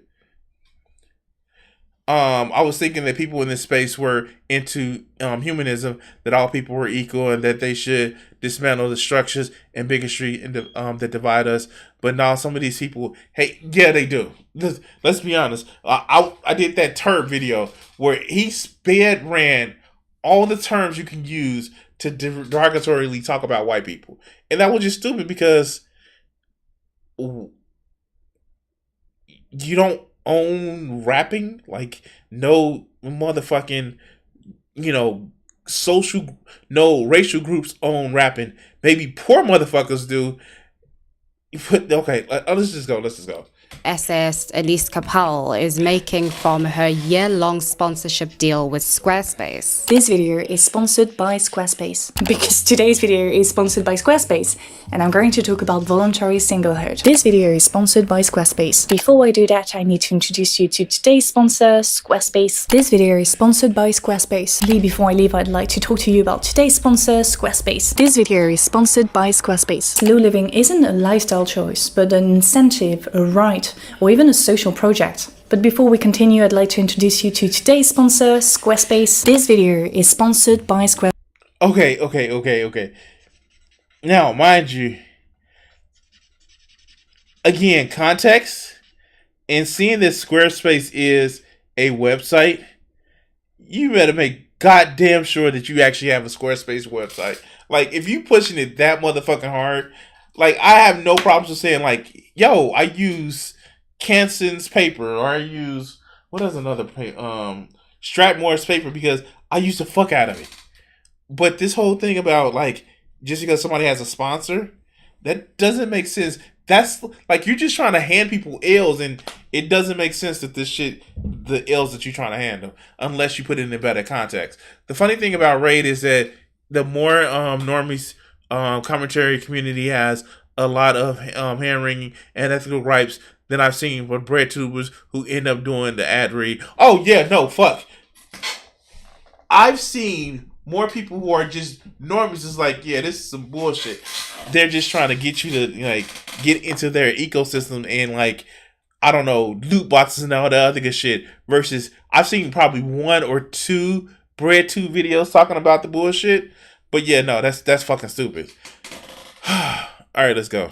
Squarespace. Bonjour. Now, before I leave, I need to talk to you about today's sponsor, Squarespace. Good for her, truly. But also, you're not an anti-capitalist. In a video about how parasitic capitalists are, Elise said the following. And to be fair, only a few career paths can allow for that to happen, and they are not known for being the most ethical. The goal isn't to work hard, but to work smart. And by smart, they mean making the most profit with the least amount of effort. For example, what does this have to do with her being her having a sponsor? I'm confused with this. Like, that doesn't mean anything. It doesn't mean anything about not having a. All right, see, this is the shit that's losing me, because it's like, well, no, socialism means no house.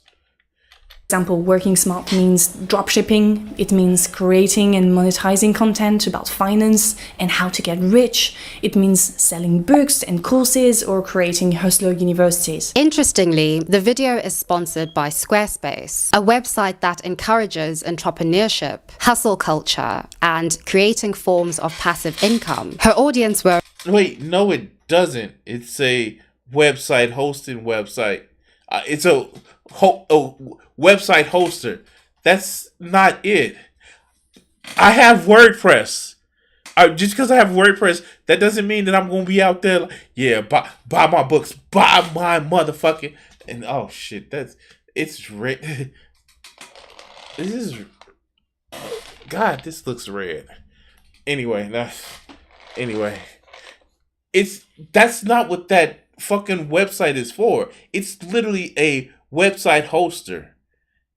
And this is the kind of being dishonest type bullshit. It's like you're starting to be just as dishonest as these other people. That doesn't make sense. But let's go. Are ready to address the irony of the situation, which she readily dismissed because she has to pay her team and thus has to outsource her labor to other people. So Repeater is publishing my... Wait, what?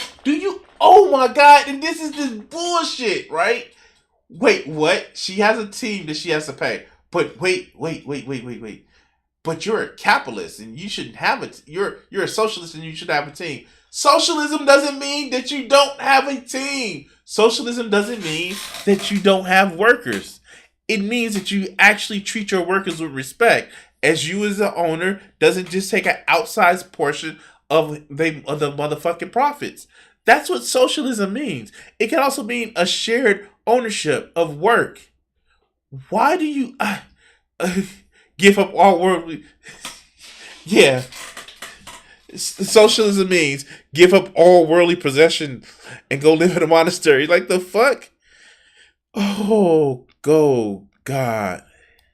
My book that I'm working on at the moment, and so they kindly sent me a bunch of books. Tarek is my editor. He's gonna read my book. The creative economy isn't like the generic service economy. Not only is it new, but it is also highly unregulated. It is also so incredibly mysterious that it is difficult to understand for anybody who hasn't been in it for a long period of time, myself included. And yet, Breadtube has... Wait, fuck. Okay, just because you don't understand this shit doesn't mean that everybody else does. Oh, it's weird and it's hard to understand for people who haven't been in it a long time, including myself. Yeah, we know what it is. We know what that means. All right, let's go. No interest in dissecting it or radically dismantling it. Instead, they have shown themselves to be the main beneficiaries of it, which, and I repeat, there is nothing inherently wrong with. But according to their branding, their moralizing, and their radicalism, this ought to be a major problem. So why isn't it? So here's the thing, and you can actually just hear it with this. It's the straw man of how you should be as a, bread tuber and socialist. And you should be, again, it's the socialism means no house type bullshit. We all know there's a wide gulf between no house and being like just an asshole that doesn't pay your workers well. We all know that.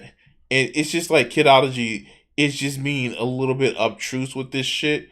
But, I mean, like, can you blame her? She has personal issues with some people in Breadtube. And I get that can make it seem like all of Breadtube is like that. I have issues with some people in Breadtube. But I'm just not going to sit up back and blame all those, the wholeness of Breadtube as the issue. And, oh, no, socialism means no house. That's not what that works out to be, dog. And you know that. You just, again, you're trying to paint a wide brush.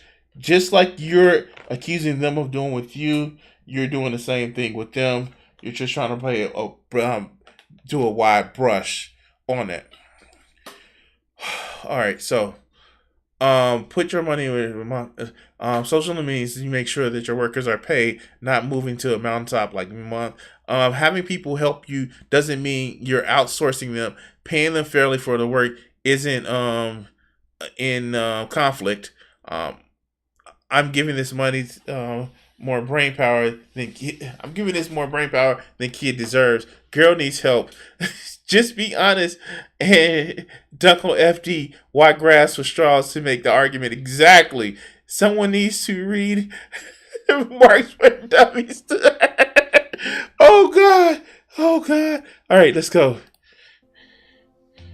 We got 20 more minutes of this video, guys. When I think about why Breadtube has become staler, I can't help but attributing some of it to the fact that they are members of what I like to call the E-working class. The E-working class are individuals who espouse two things. Their online persona runs adjacent to critical theories, social awareness, and anti-capitalism. Yet, their real-world selves are anything but. Now, the issue that I have have with the e-working class is that they build their credibility, their brand, and their brand value via values and prescriptions that they tell their audience to adopt, whilst not doing so themselves. Audiences believe that the morals, the messages, and the prescriptions which they are told by these video essayists are possible offline and in real life. That it is possible to build a radically better world because said video essayist said so. Let's elaborate with an example. This year, Mina Lee signed with IMG Models, an international modeling agency that has signed such names as Gigi Hadid, Bella Hadid, Cara Delevingne, Kendall Jenner, Lily Cole, Hailey Bieber, and Maddie Ziegler. She has also signed with William Morris Endeavour, or... Wait, so, again, I'm sorry, what does this have to do with their political values? Oh, okay, alright, let's go. Endeavour Group Holdings Inc., a holding company that also represents the NFL and NHL. It also owns the Ultimate Fighting Championship and successfully purchased and merged with the WWE in September. Basically, it is the perfect example of a perfect monopoly owned by old white men. Yet in Mina's videos, one is routinely met by these arguments and claims. Woke washing, similar to greenwashing and pinkwashing, is a type of performative capitalism. Companies these days often brand themselves as being woke, either by posting like a Black Lives Matter post on Instagram or by showing a diverse range of models in their ad campaigns, because they know being more progressive is monetizable these days. Like, that's what people expect from the companies they buy from. A certain level. Yeah, okay. I'm still kind of lost why she's bringing this up, but let's go. Of political awareness. But the reason this is all performative is because 99% of the time, what the values these companies are championing on the surface level are not being reflected in the company's internal structure. And on top of that, these companies do not address the systemic issues that cause us to feel less confident to begin with. Because even when you're getting jobs like as a model, and this is just like what I've noticed with a lot of kind of like freelancer-y jobs, you don't get paid until much later after you do the job. A lot of the times you don't get paid for 30 days. A lot of the times you don't get paid until 90 days after. So for you to be able to float along between those pay periods, it requires you to have a pretty comfortable balance in your bank account. Is she just hating, or is she confused? Both. Yeah, both. Archie had to write both. Wait, how is she outsourcing? Sometimes you made so hard. Sometimes you mad so hard you get confused. Exactly. If she had cut the other parts out the videos, Cornbreadtude's anti-blackness, this would be much stronger video. But still, it's petty as fuck. Okay. Yeah, we agree. The thing about it is, too, and I'm just going to be honest with you, Kidology, the way fucking, if somebody was to go after your livelihood, it kind of pisses you off. And the fact that FD went after her livelihood was kind of fucking like, it was fucking stupid. And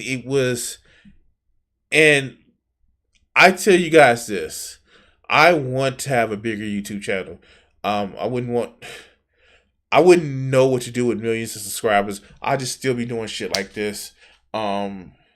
It's funny because like some of the most chill motherfuckers, like Charlie, he doesn't go out and do crazy shit to just like keep a fucking channel.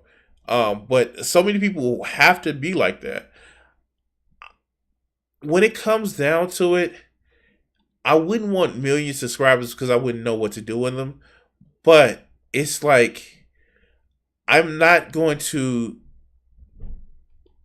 have my people go after a creator that I don't like. Because, like, for one, I don't want people, unless they're completely breaking TOS, I don't want people ran off the platform. You guys have actually seen it. I've actually said that I want more black people on the platform, regardless if I agree with them or not, because I feel that a wide spectrum of voices should actually be heard. People that I've had issues with, that I've had back and forth with. I don't want them off the platform. I want them to have a better fucking life. I want them to change their mind. Like, oh my God, if D-Roy actually kind of like one day decided like, I'm just going to be my true authentic self. Because, you know, he used to wrestle with people in Job Corps and in underwear and try hard not to get erections. Anyway, that's deep Crimson Channel lore. But I wouldn't want somebody to be taken off of YouTube unless they're breaking TOS. I don't want that. But because that shit that FD did and sent his cronies after her, this is kind of seemed to be a very petty argument. A petty video that's encompassing so much shit, and it's just spread all over everywhere. It just spread everywhere. This sounds like that DJ Mule video to an extent. It's a lot more focused, but this sounds like that DJ Mule in the video. But let's go. Beforehand, which means not living paycheck to paycheck. And you know, he did not just say D-Roy versus. Oh God. Okay. Okay. I'm sorry. That would be. Oh wow. just like beyond all those logistics, since like aspirational modeling boomed in the 1980s, it's just more profitable for brands to work with well-known people, with celebrities, with influencers, than it is for them to work with just like a random model who's good at her job. Because brands know that if they're working with a celebrity or an influencer, that person has a large following. So it's also like not just using this person's image, it's getting their followers to buy products too. There's multiple advantages than just having like a really sick ad campaign. And also if like your mom is a model or a celebrity and you're like an 18-year-old who's just like starting to come out into this industry, there's a lot of press that is driven towards you because people are like, oh, is she gonna live up to her mom's name? There's more interest. Okay, I'm still kind of confused of what does this have to do anything with socialism or their political views. I'm sorry, this is, I'm not understanding the context of a woman talking about how she wants to be a model and how that works. Like, I'm not following. All right, let's go. Not so much deplatform, but dragged her video and made her label as transphobic, all while not having her on to explain the challenge. It's more than malicious. That's silly more than malicious. You should follow up with Foreign Man. And oh god, why do you do this, Talisman? Oh god. Talisman knows deep Crimson lore. Oh god. Yeah, he did take a month to talk to her and just got fucking owned. And following you, and brands know that. So they're gonna go for Kaya Gerber rather than like some girl from Ohio. Mina's video essays are a brilliant instance of what can be called luxury beliefs. And luxury beliefs are riddled in the video essays of Breadtube's thought leaders. Source, please? Source, please? Source, please. Exactly. Literally, Kidology is trying to say you can't be a business person while being a socialist.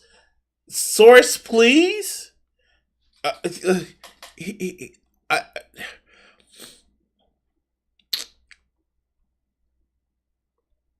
That's not how it works. That's not how any of this works. I'm sorry, this is not how that works. An easy example of a luxury belief is being anti-capitalist, for instance. Anti-capitalists, both online and offline, are, ironically, often only so in their beliefs and not in their lifestyles or praxis. What is interesting about these... All right. So, I've been letting her slap this shit the whole video. And I fucking hate to sound like an apologist. What does she mean by capitalist? See, this is the fucking thing that she is not telling you, because her understanding of what socialism versus capitalism seems to be very limited. And the reason being is because, well, she thinks that if you're a socialist, that means poor. Give everything away. If you're a capitalist, means you get all the money. And there's ironically, she shares something with motherfucking tankies. There's no such thing as a social democrat. And it's just like, you can either be super greedy or super altruistic. There's a big gulf and spectrum between them. That's a thing. You can say that I want people to, like, as much as, like, I fucking hate billionaires, and I think that if you're a billionaire, you got money by exploiting some type of people. We have to look at people like motherfucking Mark Cuban, who is literally a motherfucking just like cutthroat businessman, but he's like, yo, I'm still kind of human, and I want to actually promote well-being. It's a thing that happens. And to say that humans are 100% consistent in their beliefs, if they're not, they're faking it. It literally is that whole fucking, incel, femcel mindset of like, no, you're either 100% with us or you're 100% against us. Which, again, are some of the same things that these people in the Breadtube are fucking doing. These purity testing that some people in the Breadtube are doing. It's just, she's doing it too. Fuck. All right, let's go. She's really trying. She's confused socialism with authoritarian communism. Yes, exactly. Which is really dumb. This is why Hassan and Tankies suck, because they confuse people like Kid. Exactly. And I think of capitalism. I think of someone who can buy and live off the labor of others without needing to work themselves. Exactly. And that's not what a lot of these people actually, I mean, like, some of these people are in Breadtube do exploit people. I'm not going to lie. But that's not everybody in Breadtube. That's not everybody that actually professes beliefs of saying like, hey, yeah, I want a better fucking social safety net. I want to have Medicare for all. I want to make sure people are not struggling even though they're working 40 hours a week. You can have those ideals and still participate in the system that we have called capitalism. You just don't have to like it. And I'm sorry, if you're one of those people that's like, well, if you don't like it, just leave, then you're a fucking child. Luxury beliefs, especially among Breadtube video essays, is that having the belief is oftentimes more influential, confers more status and power than does actually being an anti-capitalist in action. Mina Lee's vintage fashion aesthetic and repertoire is a good example of the increasing value our culture places on luxury beliefs over luxury things. This can be seen from a quote in her recent feature in Vogue magazine. Wait, what? So you can't promote... I'm sorry. You need clothes? Go to the motherfucking dump and go motherfucking stitch the motherfucking shit together. Go wear your burlap sack. Oh, God. Vintage style, not vintage values. It is possible, as a modern online breadtuber, to engage in a life of luxury and to appreciate the style of luxury, so long as one doesn't espouse the beliefs. Wait, how does she know that she's participating in luxury? I'm confused. How do you know? Wait, again, how do you know? Oh my God, that is a interesting question. How do you know? How do you know? Because people popular and money reasons. How the fuck do you know? Because they have an Instagram filter, not just on their Instagram, but on their YouTube channel. Okay. Oh, God. You're making an argument no one disagrees with, like Hassan dripping off his editors. But bad, but no one is arguing against that's happening. She really thinks we're all sackcloth and ashes. Oh God. Oh God. And the value. Wait. I have to call you out, Talisman. No, not out of animals, because like socialism means that you don't like animals either. It means you're vegan. Use of luxury. So it's fine to be a rich capitalist, so long as you're an anti-capitalist in your outwardly expressed value system, because that is where the status is. How that line is drawn and not crossed or crossed, nobody really knows. And it largely seems to be at the... So, here's the thing. She thinks these people hold these beliefs because of status. She thinks it's just because of status. And that's just so incredibly, that is so incredibly jaded. You think somebody holds this shit just because of status. You think people want others to have a well-being just because of status? Wow. Like, what makes you think that? What makes you think that? What makes you think that? No, these people are just lying about the beliefs that they have. They're really dog shit, and they just want to do it for status. What is your gauge of that? Why do you feel that way? Are you projecting? And I get it. Some of these people don't live by their beliefs. I fucking get it. But do you think it's malicious, or you think it's because they're fucking human and they literally don't recognize the incoherencies or the inconsistencies of their beliefs? Oh God, let's go. Discretion of the leftist/leftist video essayist. But I personally think that the internet has a great deal to do with this. Breadtubers are online personalities, and because of that, their aesthetic and their brand is ultimately who they are to their viewers. Their embodied selves who exist in the real world, who go to exclusive elitist fashion shows and get sponsored by Dior, are difficult to reconcile. Mina Lee did a collaboration and it sounds like she just doesn't like Mia Lee. Like, for real. It's just like, wow, like, how dare somebody who claims to be a socialist get deals to fancy shit. Like, this is like literally sounds petty as shit. Oh my God.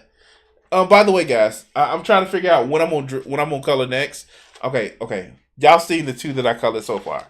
Y'all seen it. So we're gonna do either that one. Christmas time coming up, you know, that's some shit. Should we do like just the relax? I don't know. I know a lot of people like that one. I got that in black and white. We got Succubus. Halloween just passed, you know. Got the Succubus and shit like that, you know. All of these I pretty much have already colored. We got nice little fight scene that we got right here. Wait. We got Bass. We got the fairy. We got another fight scene. We got another part of the fight scene. Ooh, check it out. We got Nephilim right here. And just bam. We got a version of Tall Drink. I don't know. I'm just trying to think next. And I put this shit on my Twitter to see what I should color next on stream. If y'all would be so inclined to follow that poll. Alright. Well, let's go. Sponsorship with luxury fashion house Dior this time last year. As you can see, the video didn't do nearly as well as her other videos, and some viewers weren't happy. Personally, I think it is disappointing to see you supporting these industries that you very much know have for decades profited and encouraged misogyny, racism, fatphobia, and slavery. You know better than this. So Mina Lee is now a shill for Dior and its owner, Bernard Arnault. Congratulations. Would have been more impactful had she worked in collaboration with any independent fashion designer from anywhere around the world. But no. Let's put on some rose-tinted glasses, boost Dior, and watch Mina Lee sell out. Based on...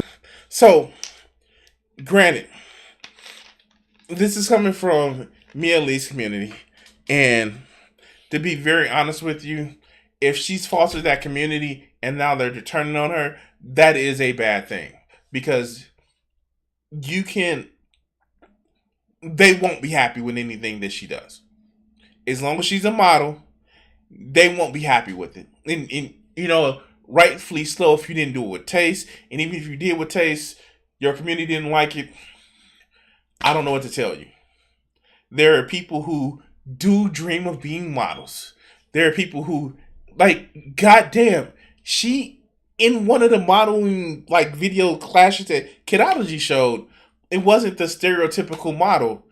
And I'm sorry, there are people that are just fucking miserable and wouldn't want you to participate at all in the fucking system because reasons.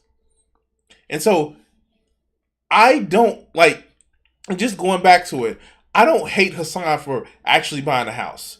I want to say that that's stupid because you need a house, but the decadence of it is where it's a problem. The decadence of, like, I got me a car, look at my get my money, right, while you flashing the car. That's the shit that's stupid to me. That's the shit that goes against your whole principles. But they're always going to be models. And I'm sorry, like, when you look at it and you are, it's a reason why. And here, let me just, like, I'm going to say that. Let me get closer because I want to actually say this. Dragging everybody is into your mess. Kidology is messy at it. Like a side piece that airs you out because you didn't answer the phone calls, just dragging everybody into your mess. When the arguments make no sense, there's probably bitterness. It's a mess. 100%. She has thousands of shower debates before rolling her sleeves up to make this. It would have been much healthier for her to just air FD and only FD out for this. That's a Mia Lee problem, not a problem with Breadtube. I wonder if she feels intimidated by this fan base. Yeah, so here, I'm going to say this. I'm going to be very honest. I don't want you guys to come close to this.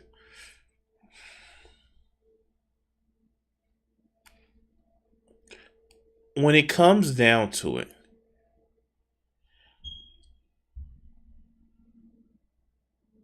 I have actually, when my community was smaller, I've actually tried to make sure that I purge certain things and certain ideas out of my community. The whole idea that just based on how you were born, you're somehow defective. I don't want that shit in my community because in the end, it gives tools to racists. I don't want people to be like, yeah, and I've made the joke, and I've said, eat the rich, but I don't really think that we should go and reign of terror billionaires because reasons. Some of these peoples in these communities want to just do another reign of terror. And if you don't know what the reign of terror is, read the French Revolution. Read A Tale of Two Cities. And it's not just because, oh, they're rich, so they're oppressed. Like, no, they want revenge. And one thing that I will never want to do in my community is foster the need for revenge. Should I foster the need for reconciliation, restoration, of remembrance of the past? Yes. But never for revenge. And a lot of people, they want revenge.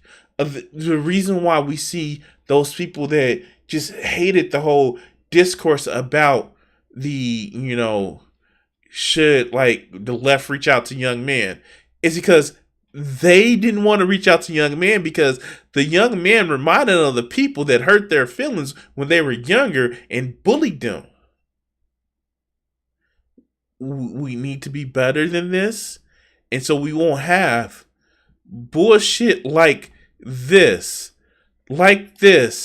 complaining that, the left, they're gonna talk about you, call you racist and transphobic. Like, no, stop. The left is feeding bullshit like that. The left is feeding shit like, oh, what if we get the revolution, then we're gonna give them what they gave us. Stop with that bullshit. Let's continue.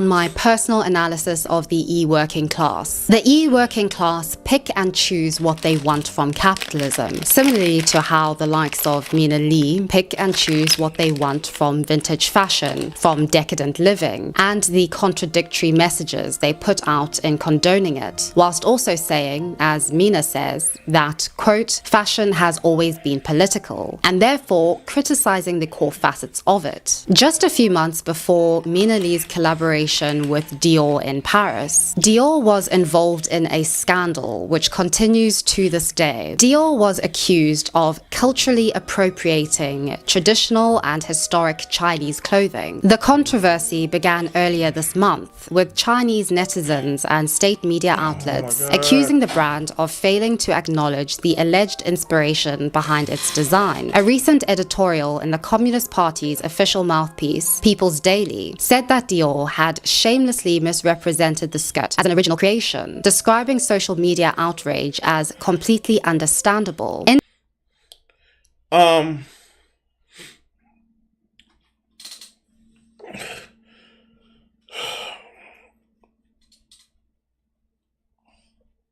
fact that the article literally says the Chinese Communist Party mouthpiece and literally uses those framing, maybe that's not a good argument to, not maybe a good source to pull your argument from. I don't know. Maybe that's just me. I don't.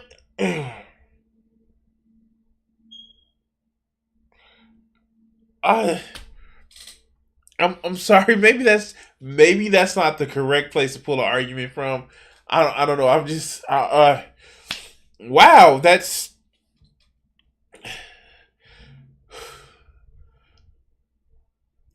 I hate the cultural appropriation argument. One, being an American, because it's fucking stupid. Two, I hate the cultural appropriation argument because, one, having the internet, because it's fucking stupid. Wow, if we're gonna talk about cultural appropriation, fuck, I can't do art anymore. Like, I use a lot of Western and anime style or manga style. Like, fuck, is that cultural appropriation? Oh, it's only cultural appropriation when you want to use it to club somebody over the fucking head. Fuck.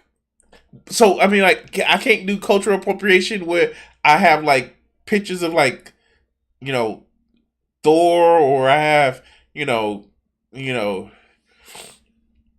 picture of, like, Osiris, or, like, I literally have drawn pictures of Osiris, or I have pictures of, like, elves and shit. That's cultural appropriation because I didn't come up with that shit originally. Oh, God, this shit is stupid. Oh, God, this shit is stupid. Indignation then spilled out onto the streets of Paris last Saturday when a small group of demonstrators gathered outside one of the brand's boutiques. Images and videos shared online show protesters holding signs. Talisman, fuck you. Okay, let's go. Written in a mixture of French and English, with messages including Dior, stop cultural appropriation, and this is a traditional Chinese dress. My point here is to show that Breadtube money and credibility is made explicitly from the very things that they criticize others for promoting and condoning. Wait, what?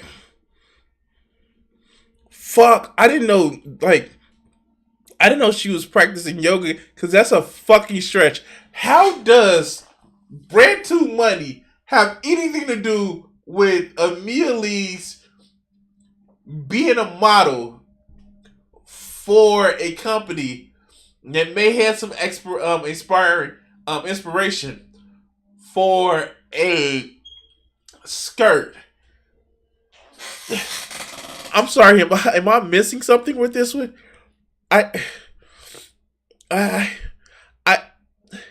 It's a Breadtube issue because Mia Lee was modeling for a company that she didn't even, like, we didn't even see pictures of her doing the skirt in, but that's a Breadtube issue because reasons.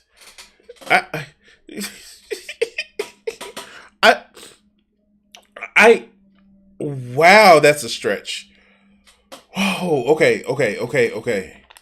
Criticize white cis heteronormative men and Western body standards while signing deals with these white cis heteronormative men and their monopolizing media empires. They criticize things such as cultural appropriation whilst endorsing brands that culturally appropriate. So I feel like there's a lot. Wow, why does she have the understanding about the nuance of the world as a fucking fifth grader?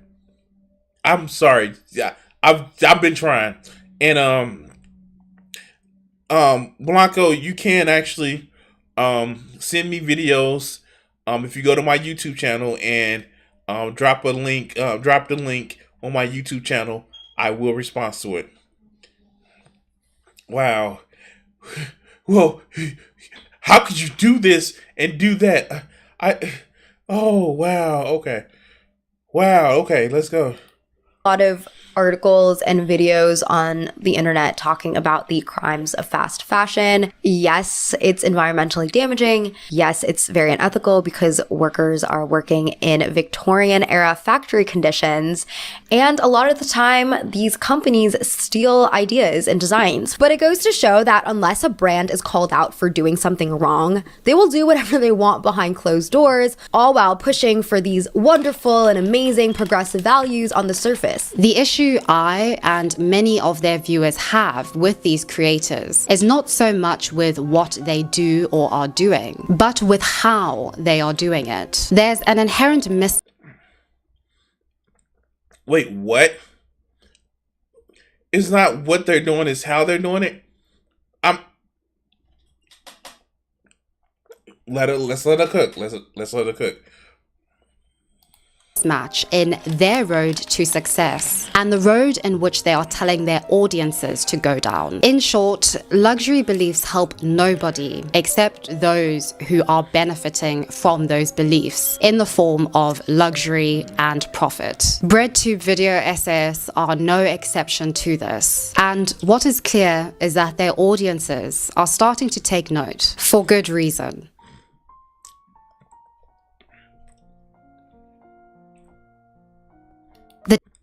So what I don't get is like, why is she calling it luxury beliefs instead of just people being inconsistent? I know that this is what I don't get. It's just like, instead of saying people are being inconsistent with their beliefs, oh no, they're doing it on purpose. They're just being luxury. The fuck? Okay, let's go.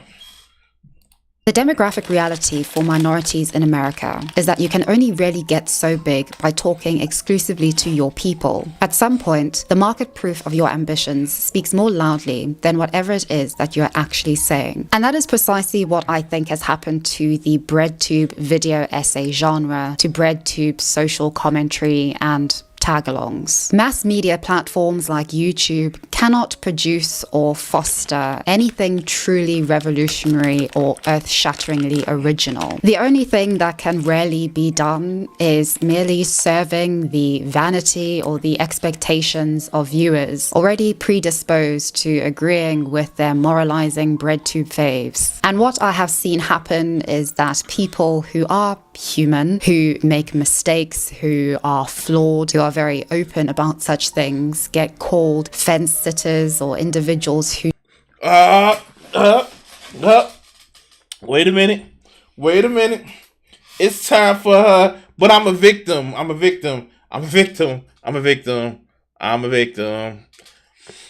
Because you guys said bad things about me. Because that's what it's coming down to. Yes.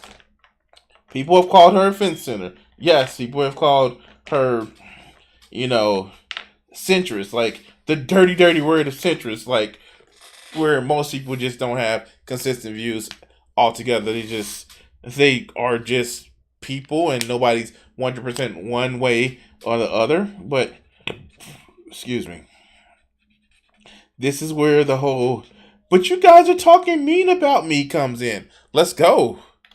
who do both siderism, people who are flaky and ultimately don't really have any true moral standing. I hope that this video has shown that these Breadtube video essayists are as human as the both siderisms, as the individuals who are a bit more. Why are you making fun of me? Why are you making fun of me? You're just as bad. What aboutism? You too quoque. I'm sorry. Let's go. Flaky as the individuals who these people have made content, very profitable content against for a number of years now. I feel that video essayism has really been tainted by this idea, this dominating idea that is fostered by the most powerful, the most influential, the biggest video essayists on this platform, which is that somehow their way of doing things, which pertains to using the same kinds of slurs, the same racism and racist innuendos, is somehow good because it's woke or because they are doing it in the service of some form of social justice. And so this is the reason why I don't like the fact that you see black people using white people slurs against white people. It's just stupid because you're just giving carte blanche to continue that behavior. I totally disagree with it. You shouldn't be using the rich derogatory word for white people, just like they shouldn't be using the color word for you. Like it's just stupid. It's derogatory, and it just fosters this whole thing. It's fucking dumb. Oh God. Anime is cool. Sometimes you can enjoy part of a culture and keep pushing in this some douchebags that you haven't learned about the aspect of culture and history. Shot I like burritos. Shit, I like burritos, but I'm not interested in reading up on Mexican literature. But I'm not interested in reading up in literature too. Learn all the Mesoamerican history. Oh boy, that would be a lot. This video feels like it's dancing around her just wanting to indirectly talk about her real feelings. Yes, of course. This is just literally her being hurt about some shit, her actually striking back about the FD shit, and her just like disliking Mia Lee. That's just it. I think minorities have the platform to present their media to a majority and will stop prejudice and show cool aspects of the culture. And that Bats, I'm fully for. I said it in this video and others. I want more black people to be on the internet, not to take over, not to just like, because I want the more expressions of the full spectrum of the black experience. Fuck, like you get people like, you know, we get Icon. He's talking about the way he believes about shit. You get people like, you get like so many other creators that just are talking about their experience, and it's not just a typical black person, or it's not just to insert this black person. It's a range and experience of these people. It's just like, let's have more people be exposed to this shit. And like, I know I'm off on a tangent, but that's one of the things that I want to do. It's not cultural appropriation. Like literally, we've seen these Breadtube and especially these Cornbreadtude people like, white people can't rap. Like, wait, what? You don't. It's not a genetic feature of being able to rap. No, they shouldn't be able to rap because they're still in our culture. Like, no, dog. Like, yeah, that's the video that's been done. Burritos are delicious. Let's go. Their bullying is seen as somehow justifiable, and their fan base and their... Wait.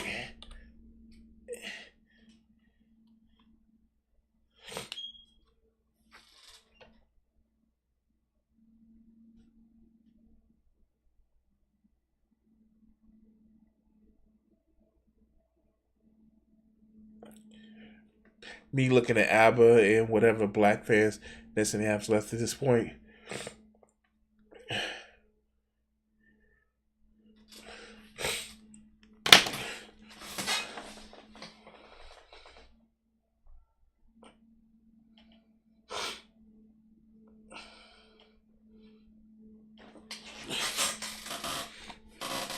All right.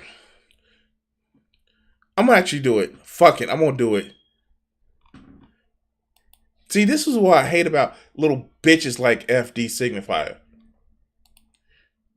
Because when you start to really piss them off by saying shit that they are literally doing, and they sound like, well, let's just say, here, they're bitches.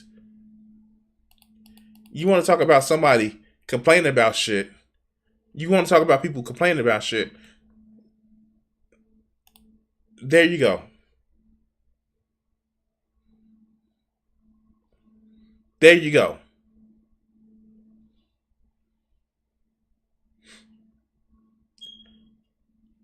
You're making 5 to 6 videos about me now. I've never complained, but this is too much, don't you think?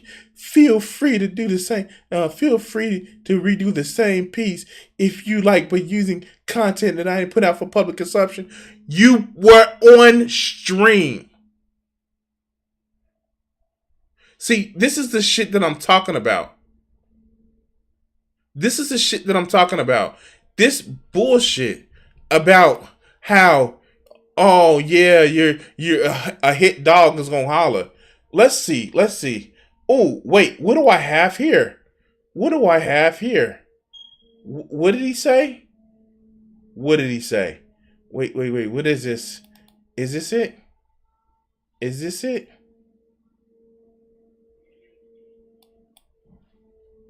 Nope, that's not it.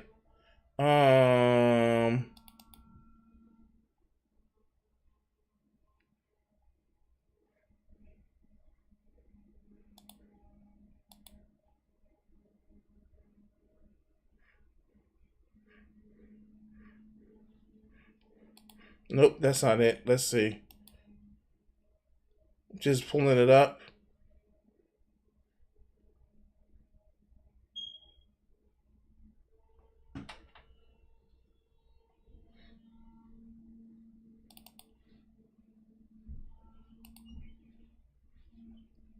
All right, so remember this, FD? Remember this?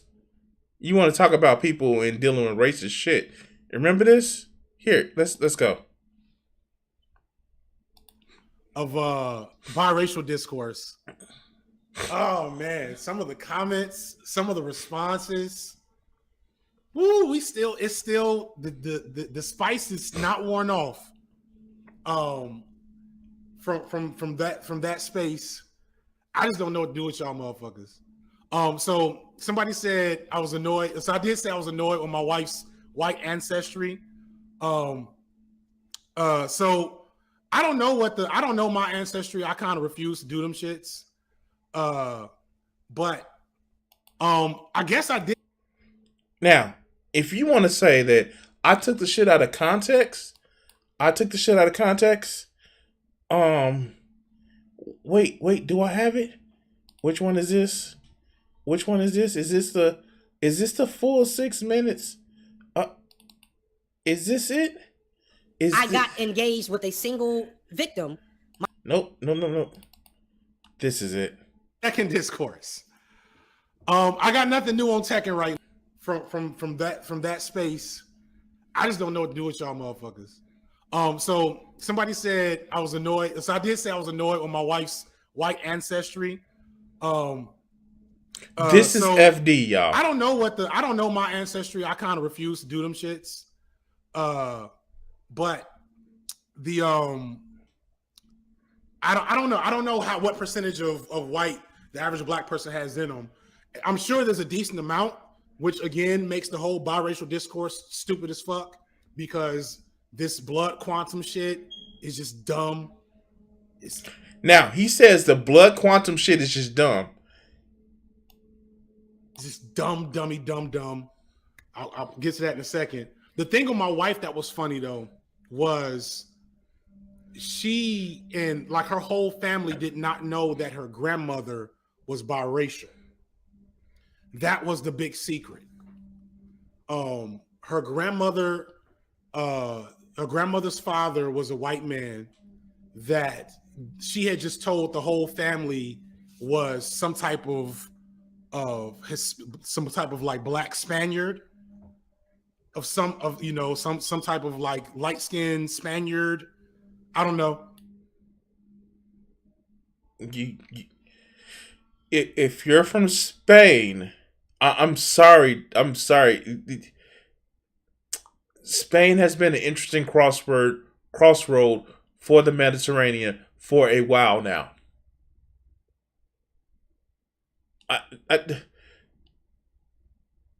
Yeah, Spain, like Spain. Not from the American Hispanic community. Spain. I don't know enough about Spain and Europe or Mexico or Latin America, but that was the story. Former teacher, you guys. Former teachers. He doesn't know anything about Spain or Mexico or Latin America. Former teacher.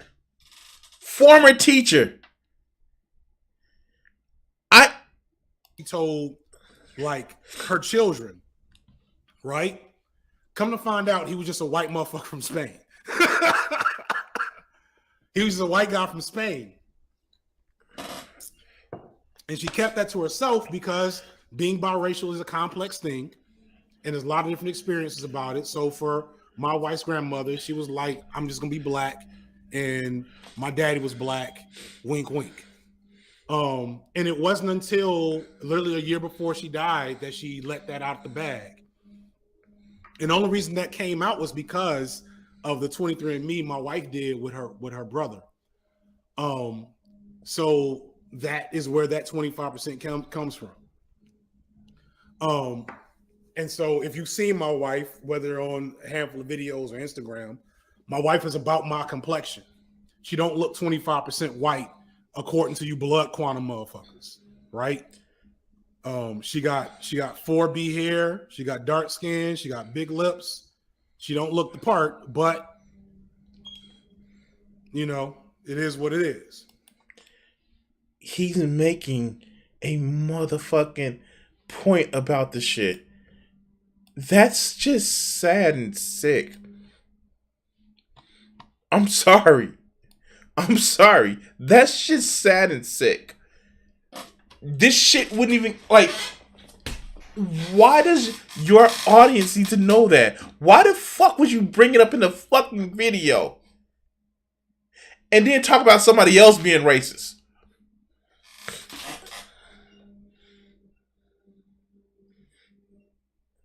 No, he doesn't. Again, he doesn't know anything about Spanish or Spain or Mexico or anything like that. You know, Mexico and Spain, which are right next to each other on a goddamn map. Former teacher.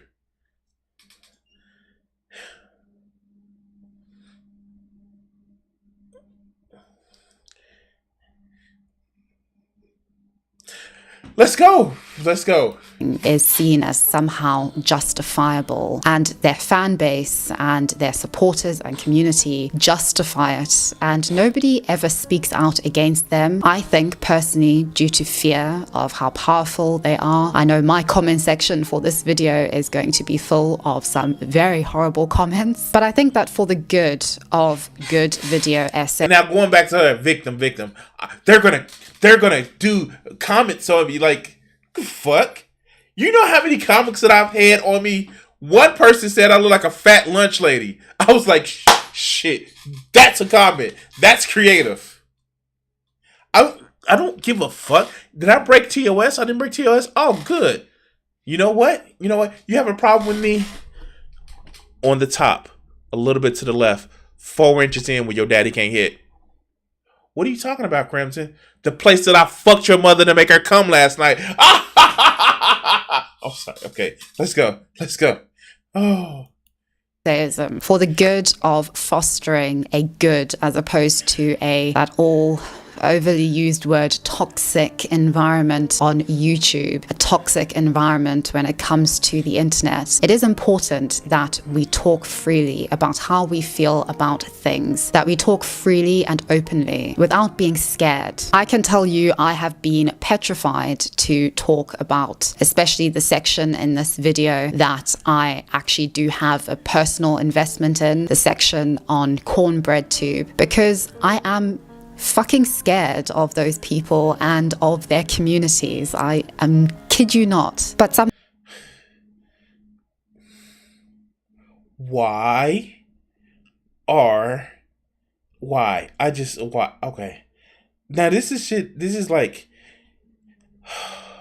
okay.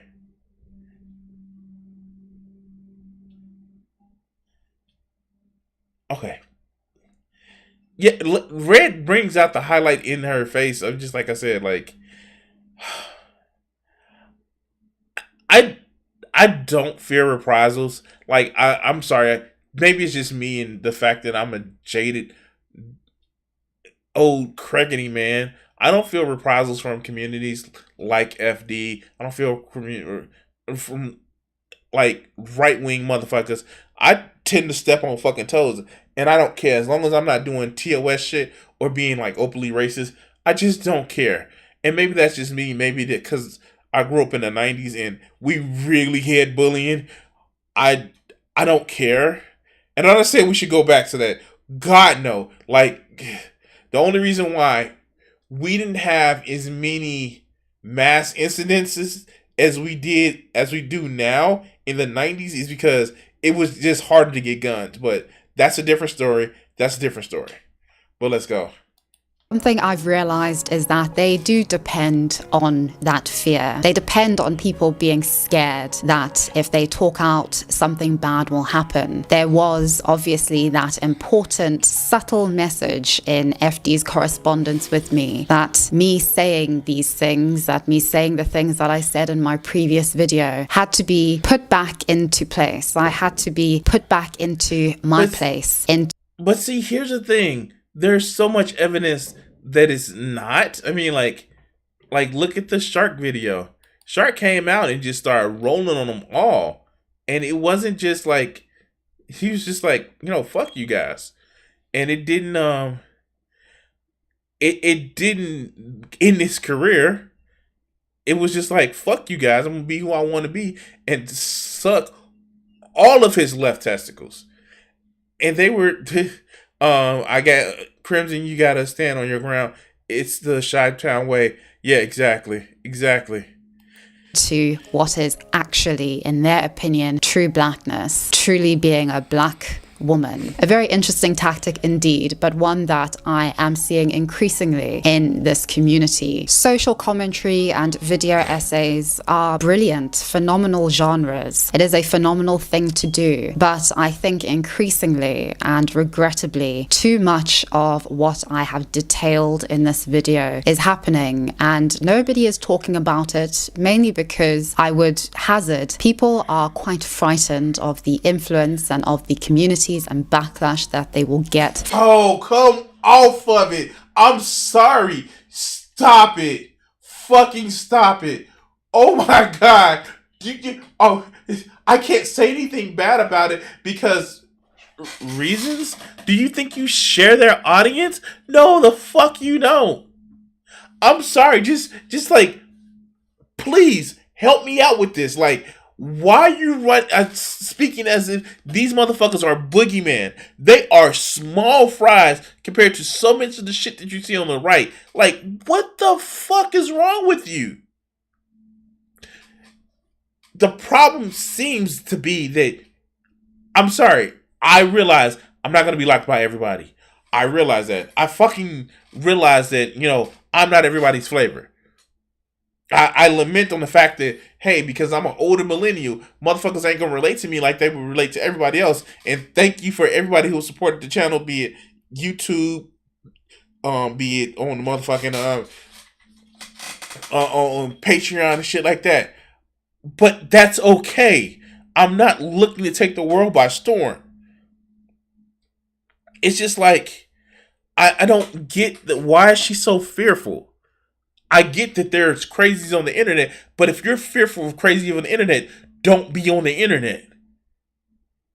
But these motherfuckers that's in FDs and this Cornbreadtude community, they're fucking keyboard revolutionaries. You don't have to be scared of these motherfuckers. Okay, all right. from saying such things about creators, from saying such things about this platform and the genre. And I think what has been helpful for me is seeing how some Breadtubers, some video essayists are responding to the community and the culture by distancing themselves, by quote unquote leaving Breadtube, by going through a humanization process, which at least 2 years ago, they very much distinguished themselves from. But it can't be good to be sad and angry all the time. I refuse to believe that. And frankly, I refuse to live like that. And that's one of the problems with this evolution of American politics. So here's the thing. I will say this. Because he tried to get in motherfucking good with Breadtube and Cornbreadtude, he caught some shit. I actually did a video about him making fun about Bernie Sanders because it would just be, it was just from a place of fuck this guy. I know. And like, yeah, no, okay, all right. This shit is just like dumb. This shit is just like dumb because she's making it seem like it's all of Breadtube. It's some people she has issues with. I will admit to that. And she casts aspersions around the whole group. And I'm sorry, like some of this shit is valid.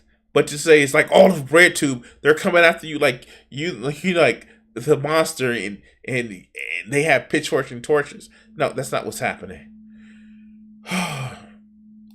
Is that politics is kind of expected to be your life, even if you aren't a content creator. Like, it's good that people are more politically engaged and aware of systemic issues that nobody seemed to talk about before. But I think we've overcorrected for that. Now, every aspect of your existence is expected to be filtered through the lens of politics. You know, a popular brand worked with a trans person.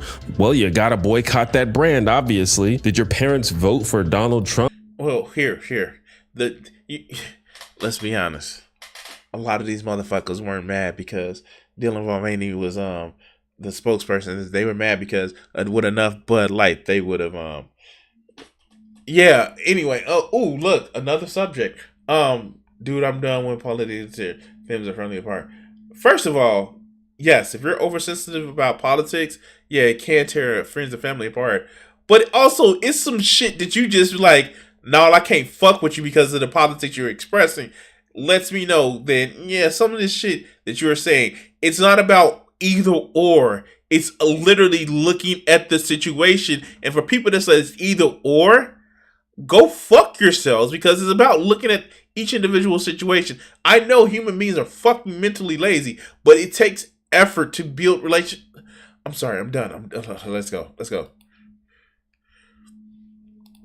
Well, I guess you should stop talking to them forever. I'm not trying to do a both sides are bad argument, by the way. I have progressive liberal politics and I've never been shy about that. My point is that this idea that you can't make any decisions about how to live your basic life without first checking in to see if it's politically allowed is not unique to any political alignment. And it's pretty exhausting. And you know, I don't really buy it anymore. I might just be old-fashioned, but I tend to value things like respect and empathy and civility, and I just don't see a lot of that in these discussions, regardless of what side I'm looking at. It is clear that they don't.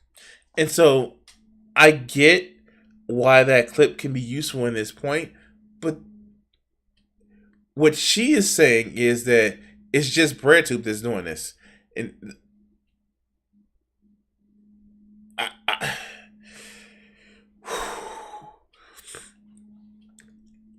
let's take a pause. That was just projection. Some judge found Dylan's a little bit too attractive, and while being completely sober, and they got uncomfortable. Well, yeah, exactly.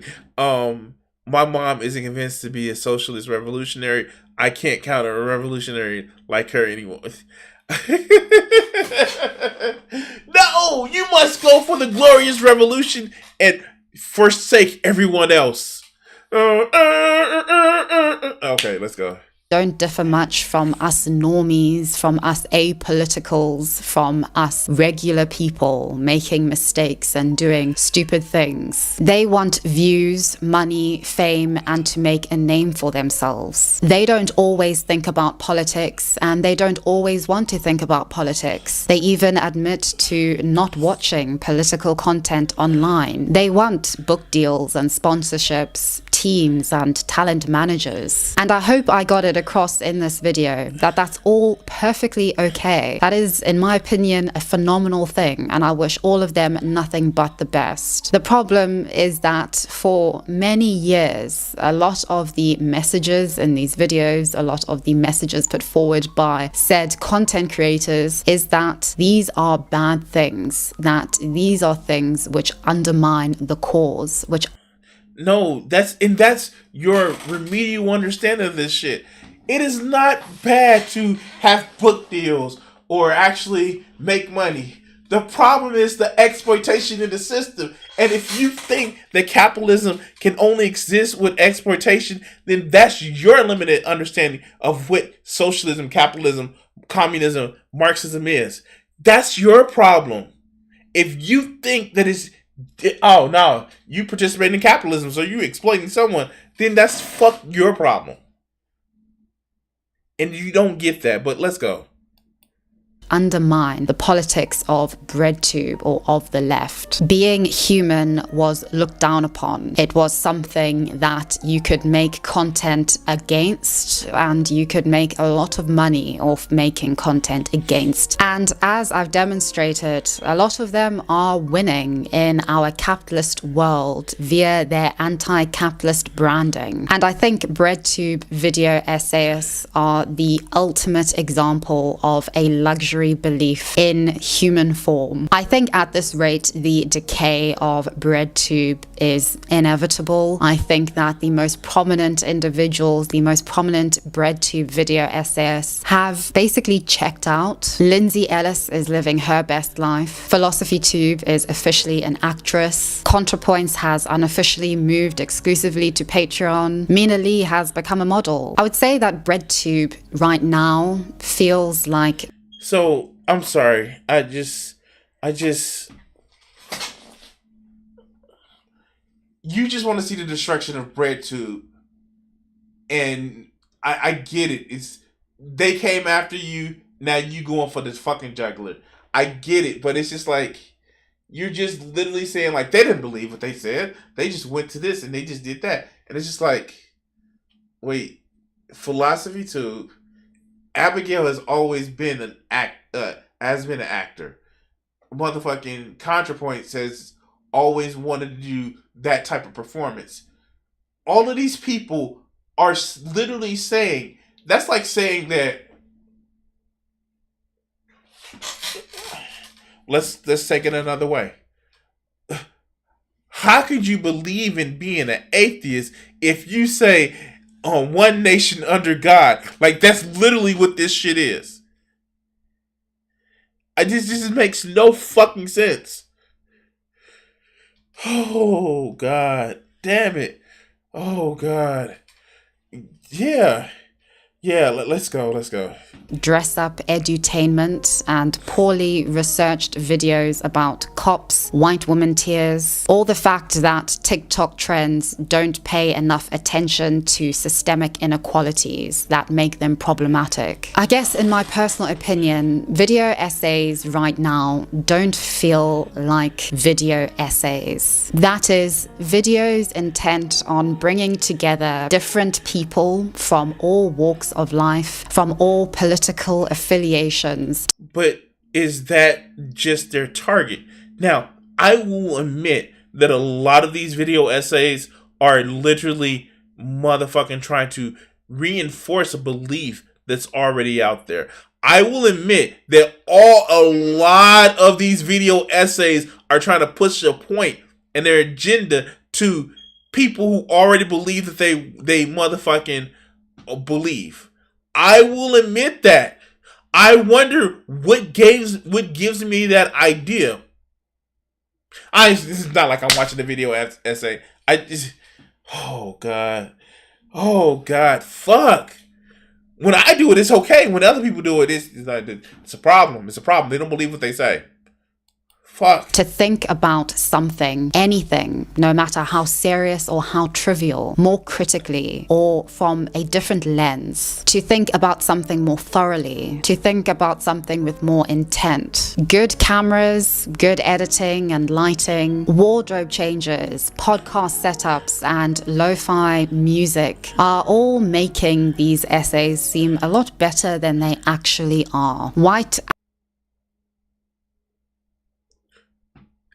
Is somebody gonna tell her, or is somebody gonna tell her, or let me just go back a few minutes, like 10 seconds.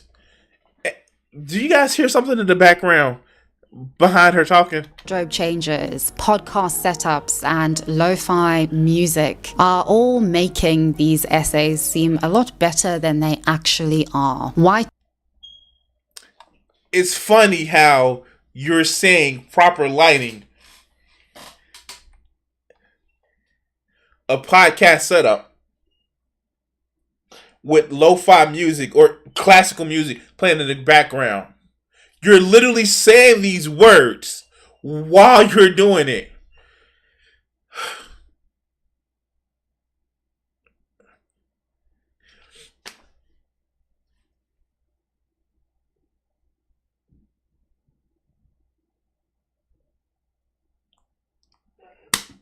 I mentioned classical.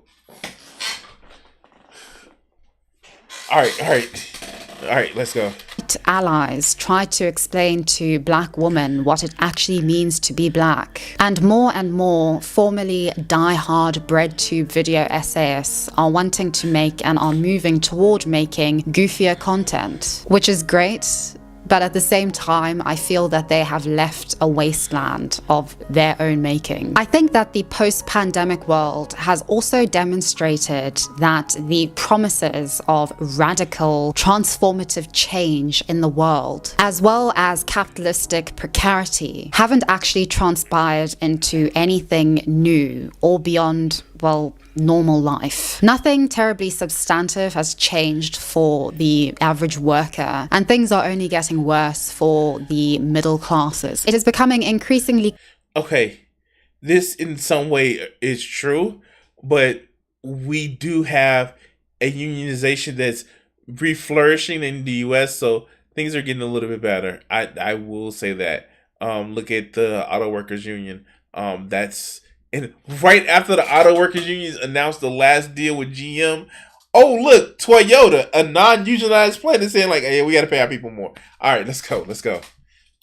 Clear that Breadtube and Breadtube online work isn't saving anybody except these thought leaders and their bank accounts. I would say that the purity testing of Breadtubers has done more harm than good in the long term, exposing many social commenters and essayists to be nothing more than drama farmers, conflating their high views with actual real politic, or already educated, enlightened. And you know what? This is true. And you know what? There are some people that feel themselves better than the people that they're talking about. I swear to God, I'm not trying to do a whataboutism, but it's just like, just the non-self-awareness of what's being going on right here. Like, I'm telling you the real shit. When they do it, it's motherfucking... when they do it, it's fucking propaganda. When I do it, it's customer relations. Yeah. Public relations, yeah. And above averagely wealthy individuals projecting their enlightened views of the world onto... Hold on. The self-awareness is rife. Yeah, I give her that, but did someone please leave the kettle on, or is it just a pot? Curb Your Enthusiasm music plays. Oh, god damn. H-Bomber got failed to end all capitalism, so fuck Breadtube. Alright, let's go. to everybody else and onto a world which I would argue they really have no clue about. The Breadtube streamers who they berate and hate do more meaningful, widespread political activism, community engagement and praxis than they do, especially when it comes to connecting with the moderate majority, so crucial to the kinds of political change and political acceptance these Breadtube creators seemingly desire. I sincerely— So, wait a minute. Did she just fall on the side of the streamers versus the essayers? Because at least the streamers actually talk to people and they don't have the power of the fucking editor. Oh shit. All right, let's go. I hope that we can have a— The enemy of my enemy is somebody I talk less bad about. serious, meaningful, and cordial conversation about the meaning of Breadtube now and the purpose of video essays and commentary. And I hope that this video has been able to demonstrate that these thought leaders, like you and I, are humans who are flawed and are in no way going to save us. Says the thought leader. I'm sorry. From reality. Essays deserve better. And so do you. All right, that's the end of the video. Anything else? That's the end of the video. All right. So yeah, that was a thing. I'm glad that I was able to finish this. Starting to watch like art. Somebody get on Demon Mama. Dylan Burns over here stat. No, okay, I'm sorry. This is fuck. Oh God. Oh, you're absolutely right, Archer. Right back to that community. Anyway, yeah, guys, this was a long one, and I didn't realize it was gonna be 3 hours. I'm sorry that I got diverse so much. Yeah, but this is well worth it. This was definitely well worth it. Because in the end, I think we would all agree that this seems like just a non-completely misplaced anger at Breadtube, but let's be honest, a misunderstanding of what socialism and capitalism is. I say both because capitalism doesn't mean like make money. It's just that's not the critique that a lot of socialists have with capitalism. I don't. Oh God, damn it! I just don't know what to say that I haven't said over the last 3 hours. Besides this, thank you guys for watching. It was fun. Let me do some capitalist shilling here. If you haven't followed me on Twitter, excuse me, I'm detonating X. X. I'm gonna put a poll out that we're gonna see which. I'm gonna try to do some more Arnold streams and more. So just let me know which ones that I should work on next. Again, I've already done art of this type. This is just me recoloring it and giving you the idea of if you want to actually purchase a coloring sheet or not. But yeah, no. Thank you guys for watching, and thank everybody who supported. And like here, I'm gonna say this. Remember, be the person that you want to be around and not who you like. And always touch titties with permission. And we're gonna take it away, Richard. What do you think that these executives are afraid you're going to do to white America? Probably stop some racism. Stop racism? Yeah. I'm probably afraid of that because then people don't hate each other, and people start talking to each other, and then they start talking to each other, they find out who's the problem. Which is? Greedy people. Greedy people. I have a couple things I want to ask you there. Do you really think that some of the guys that you dealt with at NBC, no names, right? Because there's lawsuits for that too, that some of these guys really want to promote racism actively, or is it a subconscious? I just think it's part of capitalism is to promote racism, you know, right? In order to make things work. If you feel better because you're white and you can get a job, you use that. I mean, you know, I would. Absolutely. Say, I'm sorry, Jack, but shit, they say I'm white. I'm gonna use this. Right. Absolutely. Get this job. I'm hungry. You know, but and that separates people. So they keep people separated, and that keeps them from thinking about the real problem. That's as simple as I see it. Probably it's not that simple, but. Now, all right. You and I are about the same age, right? We're in our mid-30s. How long is it going to take before guys who think like you, and I say guys who think like me, people who don't want to have racism in the country, people who don't want to be oppressing any minority, whatever it is, sexual, whatever minority, really get into positions of power and can change things? You can't get in a position of power, it seems, if you think like that. It seems that the only time you get in a position of power is if you're like the people that are in power. To me, I mean, that's the way it goes. I mean, people that get to become executives become like the people that were already executives. I don't know, maybe... They go in with good intentions, but it eats them up. It's like a cesspool, you know, it just gets on you and it starts the system eating. levels them. Pretty soon it's all Is that gone. what a cesspool sounds like? Yes.